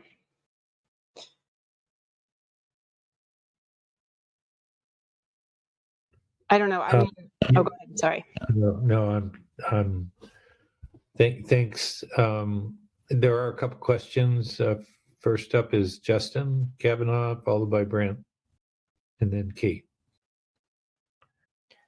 Thanks, Brett, and thanks, Ruth. I think it's important to note just this kind of scope of our different fisheries, and I think you made that point pretty clear. Is that there's no bottom trawl EM happening on the North Pacific, and I don't know if I haven't heard of there being a plan to, but this is really, you're looking at the scale of the midwater pollock and fixed gear fisheries as well. But are you aware of any plans of incorporating any bottom trawl EM? Yeah, that's a good question, Justin. So actually, Alaska Groundfish Data Bank, Julie Bonney, I'm sure most of you are familiar with her, who's been my partner in this project.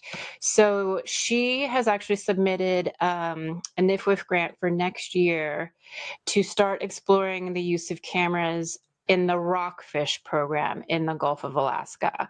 And so depending upon funding, that would be the next area of focus for EM in the North Pacific. And that is bottom trawl. But it would only be specific to the rockfish program, which is now in the Gulf a catch share fishery. Great, thanks. Okay, thanks, Ruth. And over to Brent Payne. Yeah, thanks very much. Thanks, Ruth. That was very helpful.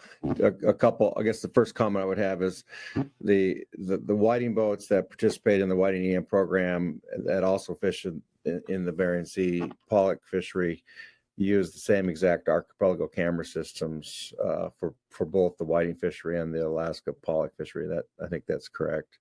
Correct. So there's really not a whole lot of difference between the EM program for monitoring. The same goals for both programs, I think. So I guess my question is, under the fee authority, that authority is limited just to the Alaska fisheries, the Alaska region, North Pacific fisheries, and that's why it can't be used for West Coast fisheries. Is that correct? Correct. Yeah. And then lastly, I guess, in terms of the audit, the North Pacific Council's program really isn't a third party type of a program, is it? I mean, the PAC states are they acting as a sole contractor to NIMS then under the Alaska program, whereas the difference is down here, they are one of a possible third party that would be doing the data review? So under our EFP, which will continue through the end of 2023. So I should have said in the beginning, our regulated program, is set to go into place at the beginning of 2024. And so under our EFP, we have two video reviewers. We have two service providers and we have two video reviewers.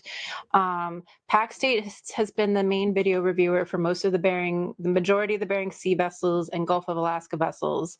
But there has also been a Western Gulf of Alaska component, and the majority of those vessels have used saltwater as both their service provider and their data reviewer. I don't know the exact details. This is where we're gonna, when the proposed rule comes out, we're gonna have to pay attention to those details and what the difference is going to be between a video reviewer in the Gulf, because that's being funded through the partial coverage observer fee. And right now, PAC States is the sole provider for the fixed gear program, or the sole reviewer for the fixed gear program in Alaska. And so I imagine, that's an internal NIMS conversation. But I don't see, and for the Bering Sea, I do see there being the option, as long as they are a certified EM reviewer, of who that would be. But we have the 2 reviewers under the EFP.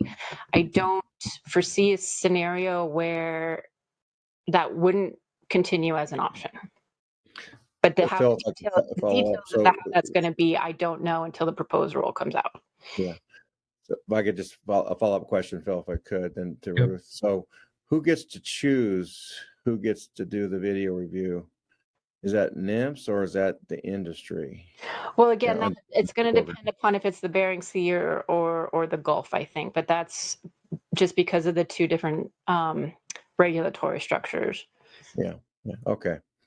That's helpful information. It's interesting to compare and contrast how the 2 programs have evolved. But thanks very much, Ruth. Mm-hmm. Thanks, Phil. Thanks, Brent. Over to you, Kate. Thanks, Phil. Thank you, Ruth. It was super helpful to get this overview. I was particularly interested in understanding if there have been any conversations at the council or during the EFPs about the need for secondary review or auditing, especially considering it's not just Pacific states in the review role, but you also have saltwater, or if that really just hasn't come up because it's not a concern. Just any of your thoughts on why or how that hasn't been a part of the program development there? Thank you, Kate. I'll say that it was discussed or mentioned briefly back in the beginning of the EFP, but in talking with NIMS and our North Pacific Observer Program, there was never a concern voiced about the necessity for a secondary review. And through the experience of our EFP, and comparing the logbook discard estimates to PAC States or Saltwater's discard estimates, the majority, 9 times out of 10, even more than that probably, Courtney can correct me, but the logbook estimates are higher. And so it just has never been, it's never been a concern to the point where they thought secondary review was necessary. And it really was only discussed briefly at the beginning of our EFP. And it really wasn't discussed since then, or hasn't been discussed since then. Thank you, Ruth. Thanks, Kate. Thanks, Brent. And thanks, Ruth, for that overview and some interesting comparisons. Yeah, and I'm happy to answer any other questions that anybody may have along the way. Great. Thank you so much.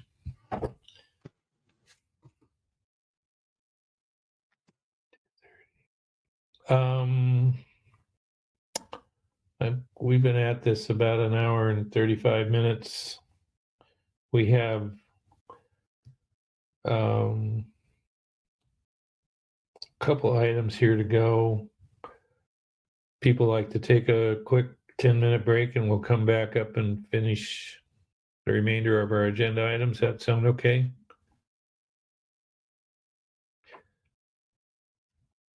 Hearing no objections, we'll be back at 2:45.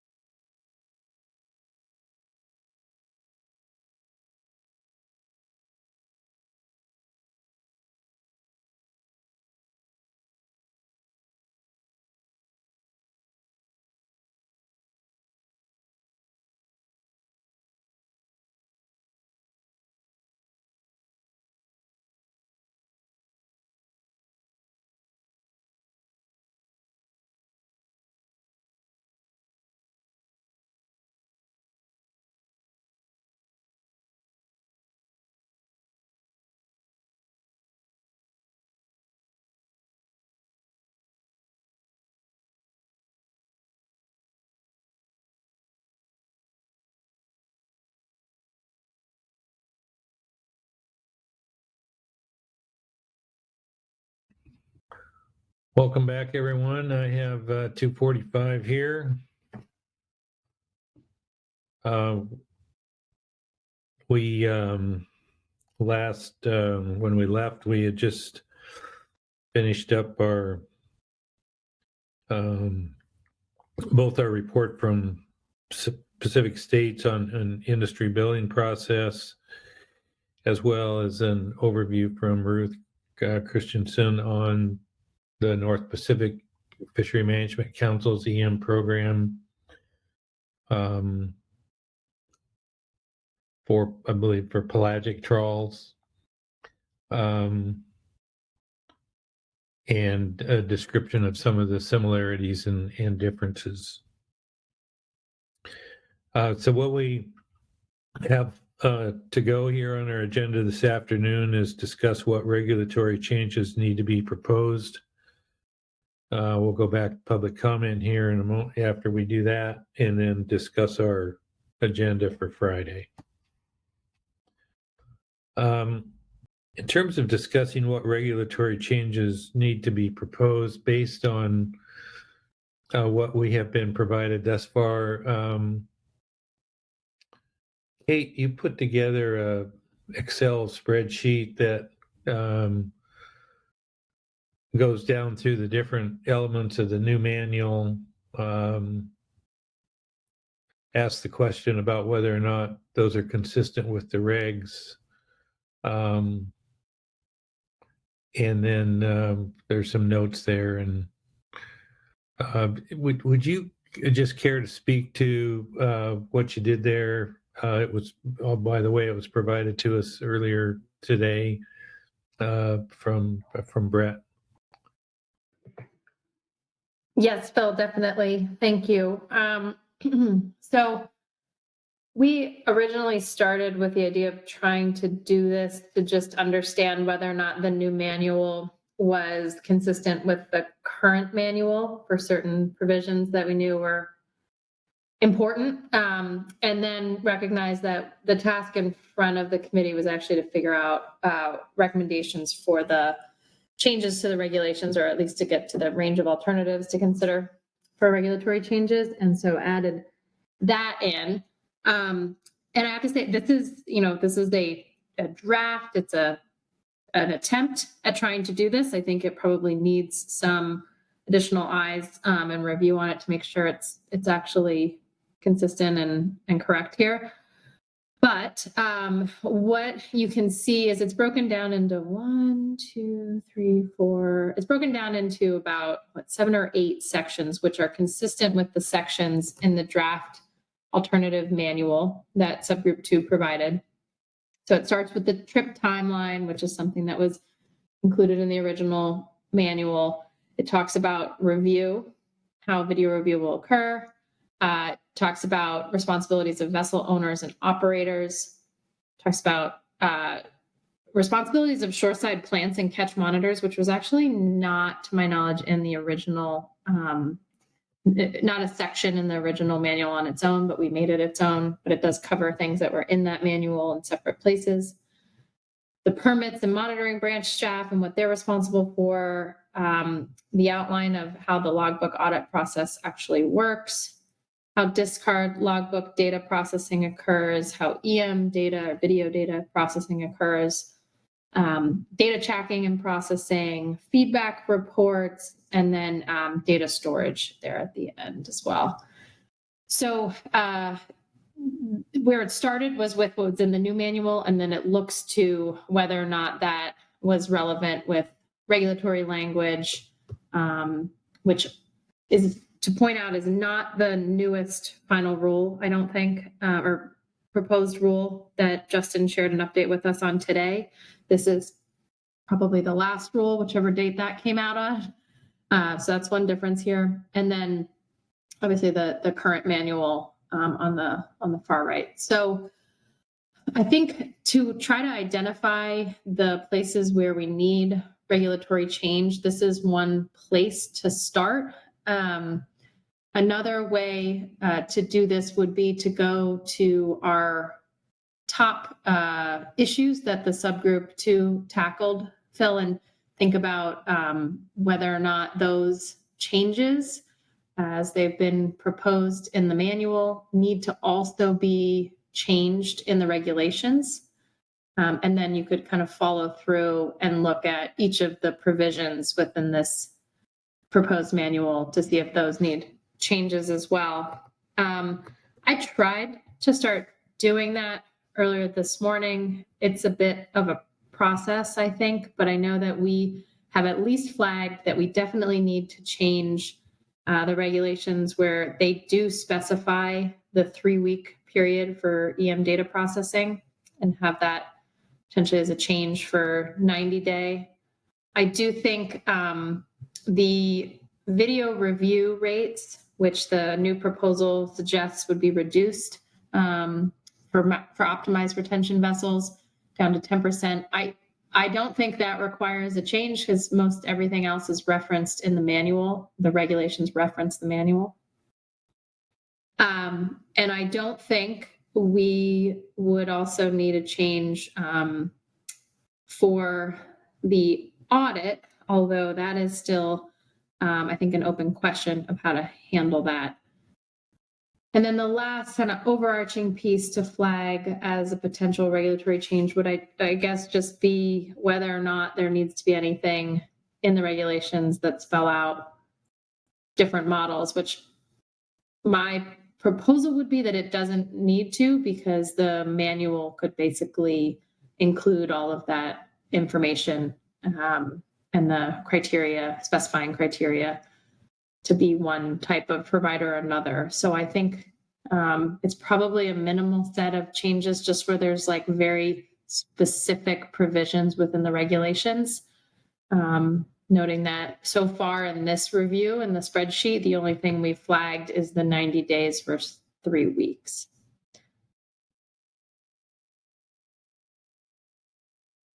So I don't know if that's a useful place to stop, or if anybody else has flagged other areas that we know are likely to need regulatory change. Thanks, Kate. Appreciate all the work that went into developing that spreadsheet. Brent Payne has his hand up. That, or it's an old one. Old one, sorry, Brent. Okay, no problem. I know it took you a while to figure out how to put it up. Maybe it's the same thing for taking it down. I don't know. You got it. I had a question about a potential topic for change, which would require regulatory changes. If Lisa and Kate, are there any thoughts or proposals to change the allowable discard, or mixing the current allowable discard, like we had done in the past, where we allow, certain, I think, sand dabs to be mixed and discarded under the EFP? Is there anything that you want to start thinking about in that regard? I mean, I identified, as we were rolling through our conversations, do we need to change any sorting requirements, like allowing Rex and sand dab to be combined or something like that? Do we need to start entertaining that idea? No, I don't think so, Brett. Right now, the way there's no regulatory change needed for that. Okay. Right now, the regulations spell out the process that would be used to add or change anything on the discard species list. If we want to change that process, that's a different conversation. But that was previously hashed out by this committee and others, and we could revisit it. But I think moving forward with the intent of trying to find a workable program, our goal was that's the process that we're working within. We know it's a 1 meeting process for the council to weigh in on adding species to the discard list. And otherwise, all of those other things you're mentioning about mixing species, that's all in the VMP. That's all intended to stay in those documents so that it's more flexible to change, rather than trying to specify that in regulation.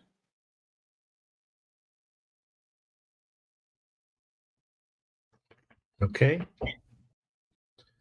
But Lisa, Bob, anyone else who would like to comment on needing changes to that list. I think that's, we have the process laid out for it. It's sort of a question of whether or not we want that process changed. I'll just jump in real quick through the chair, Phil, if that's okay. Sure. I just, for these purposes and for this meeting, no, I do think, we have the ability to talk about catch handling, with NIMS and Pacific States currently. And this is our other goal, in addition to getting something to move forward and get to yes, was to remove complexity. And while those things are important, they're not necessary. Those are not keeping our program from going forward or keeping EM from being successful.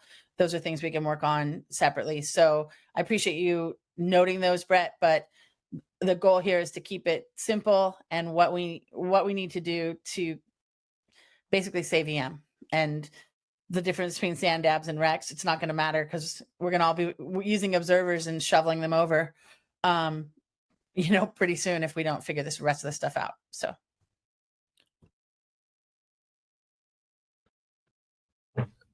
Ryan Wolf, could I ask you or other Justin, obviously your perspective on what does and doesn't require a regulatory change is really important. Yeah. And maybe speak to that if you wouldn't mind. Yeah, I mean, I think he laid it out right. I mean, I definitely the 3-week. I would like to look a little more at this proposal and look, at this kind of experience provider concept and see if there is any other reg change, but I can do that between now and Friday.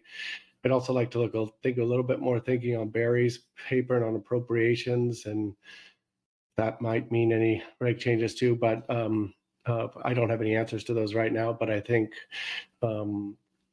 Kate laid out everything pretty clearly so far. I mean, the focus would be on the increasing the review or the 3-week time, and then a number of these other things potentially could be absorbed into a manual change. So that's at least my quick read, but I want to reserve the right to do a little bit of a deeper dive the rest of this week. Of course, and I appreciate the need to do that, Ryan, and thanks for your willingness to do that. And I know we got a short turnaround time here on stuff, but appreciate that. Sorry, Phil and Ryan, if I could just real quick, and sorry, Ryan, I didn't notice this until just now. Kate, could you speak to there's just one difference I think between what I'm seeing toggling between the report and the spreadsheet. So I just want to confirm what I'm reading here. In the report, the narrative timeline has the sorry, I'm trying to find this again. That that PAC states would enter the logbook data and submit it to the vessel accounting system within 7 business days from receipt. I thought that was a 48-hour requirement, so I'm just trying to align that with what might be in the spreadsheet. If you could help me with that, thanks. Yes. So Justin, you're saying the difference here is in the report that we provided. Did we include a different timeline? I'm not seeing the 7 business days in the spreadsheet is all. So it could be that it's there, or maybe it's just differently. Again, sorry, it's just I'm trying to scroll around through this real fast. Gotcha. You know what? It may not be pulled out as its own line. It may be just the overarching logbook process, which is why it might not be specified in the spreadsheet. Yeah, I can jump in real quick, and this is between Pacific States and NIMS, so it's not something that it may be incorrect in the report, I think that was how it was done now, and I may have misunderstood that that it was 7 days now. If it's 48 hours now, whatever it is that Pacific States has adequately been doing is how I think we envisioned it going forward. So if we got that reference wrong with the 7 days, that's can be corrected easily. Got it. Thanks. Thanks, Justin. No apologies needed whatsoever. Just appreciate you working on this and helping identify where we might need to make a change. So thank you. Over to Bob Dooley. Thanks, Phil. Just reflecting on what Ryan was just talking about, and my understanding, hopefully I got it right, is if there was an appropriation to fund Pacific States to do the work, I guess I heard, maybe I heard wrong, that would revert them back to being a sole source and not subject to any of this. Is that right? But Ryan was talking about rule changes, so I'm trying to get clarity on what's it mean when if we were to get an appropriation to cover that, and they were working through an appropriation that paid and through NIPS paying Pacific States.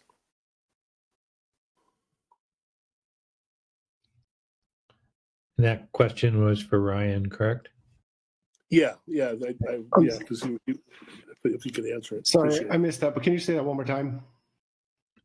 Well, Ryan, what I was getting at is that it was mentioned that potentially there might be an appropriation when Pacific States was talking about the funding, and that potentially there'd be an appropriation to pay NIMS to contract with Pacific States sole source to do the work they're doing right now under the AFP to cover this. If that's the case, are they then, these rules that we're putting together, they don't apply at all, right? Is that, I'm trying to get a clarity of how the rules apply when in audits and all of those type of things, if we go forward on sole source. Yeah, and Bob, I think this is the kind of thing that I need to look into, is what kind of language would trigger a sole source and what that might mean. It would obviously, you probably need a reg change that would allow that, but then you'd still have to have regs in place if appropriations did not cover the program. And I got to flesh all that out and what that exactly means. I don't have the answers right now. I think for the purposes of, I think that's a totally separate issue. I mean, obviously it's related, but that's stuff that we're looking into and will involve commerce and lawyers and others. So I need a little bit of time on that front. But as far as this kind of experienced provider concept and everything that we've been talking about today, that's different, and I should be able to have answers on that by Friday. So one more response there. Go ahead. Yeah, I get that. I mean, that wouldn't derail any of this conversation or anything, but I'm just trying to figure out if that were to happen on parallel tracks or going down the line, and for some reason we get appropriations, would they be subject to these rules that will be hopefully in place if we're successful in all of this? How do they interact? And I guess that's what you said, you need to check into all that. So appreciate it, Ryan. Thank you. Okay. So on this topic, we appreciate NIM's willingness to help us evaluate what, if any, regulatory changes are needed relative to what's in what I'll call the new manual, and the report that was provided to us by Pacific States. And we'll follow up this conversation on Friday. And just, this is, I don't know if this is off track or not. It's off agenda, I guess. So, I mean, and we'll obviously talk more about this on Friday, but I'm thinking our two kind of key areas that we'll want to focus our report on when we get to the council is number one, potential regulatory changes that would need to be made to meet and implement the recommendations of the committee. and at least a range of alternatives, as I understand it, is what would be needed, with status quo being one of those, of course. And the one that we're recommending the other, and I don't know if there's a third one or not, but we'll see. So we'll need to talk about that. And then the second area would be the I don't know that we'll have to see if we're at a point where we want to make recommended changes to the manual. But at least we will want to highlight the key changes that are under discussion to the manual, because my understanding is we don't have a 2 or 3 meeting process by which we need to make the changes to the manual. But on the other hand, we want to make sure that we're giving the council a good idea of what we're looking at in terms of potential changes. So those are kind of the two of the key topic areas we'll want to cover in our report, at least as I'm thinking of it. Okay, before we go to our agenda for Friday, let me ask if there are any additional comments from committee members on any of the topics that we have covered so far today.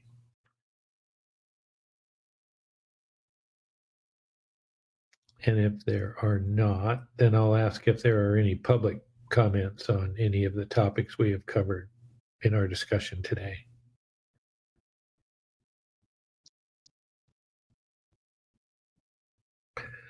Okay, so that'll take us, I know you're all anxious to go to the last thing on the agenda and get that done.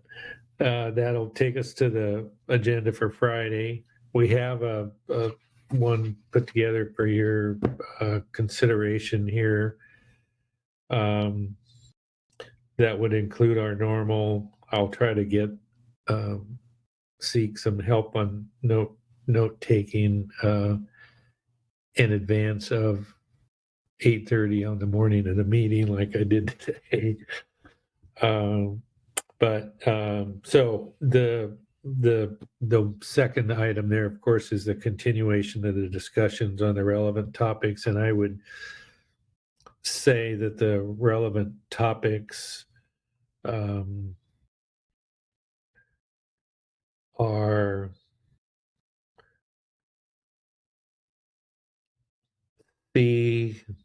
I'm looking at today's agenda, would be C through G.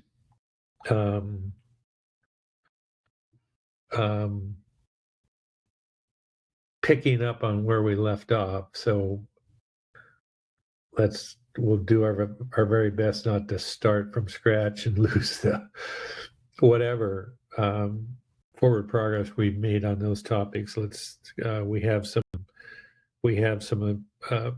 assignments, if you will, or volunteers to do some further thinking on a couple of the pieces that are associated with those topics. So we'll try to start where we left off without too much going backwards. And then the workload planning and discussion of next steps. And Brett, you can fill in where I'm off base here, but I'm thinking both in terms of what needs to be done in terms of workload to get our report ready for the November meeting. Then having a general discussion of the content of that report. And then we'll kind of assess where we are.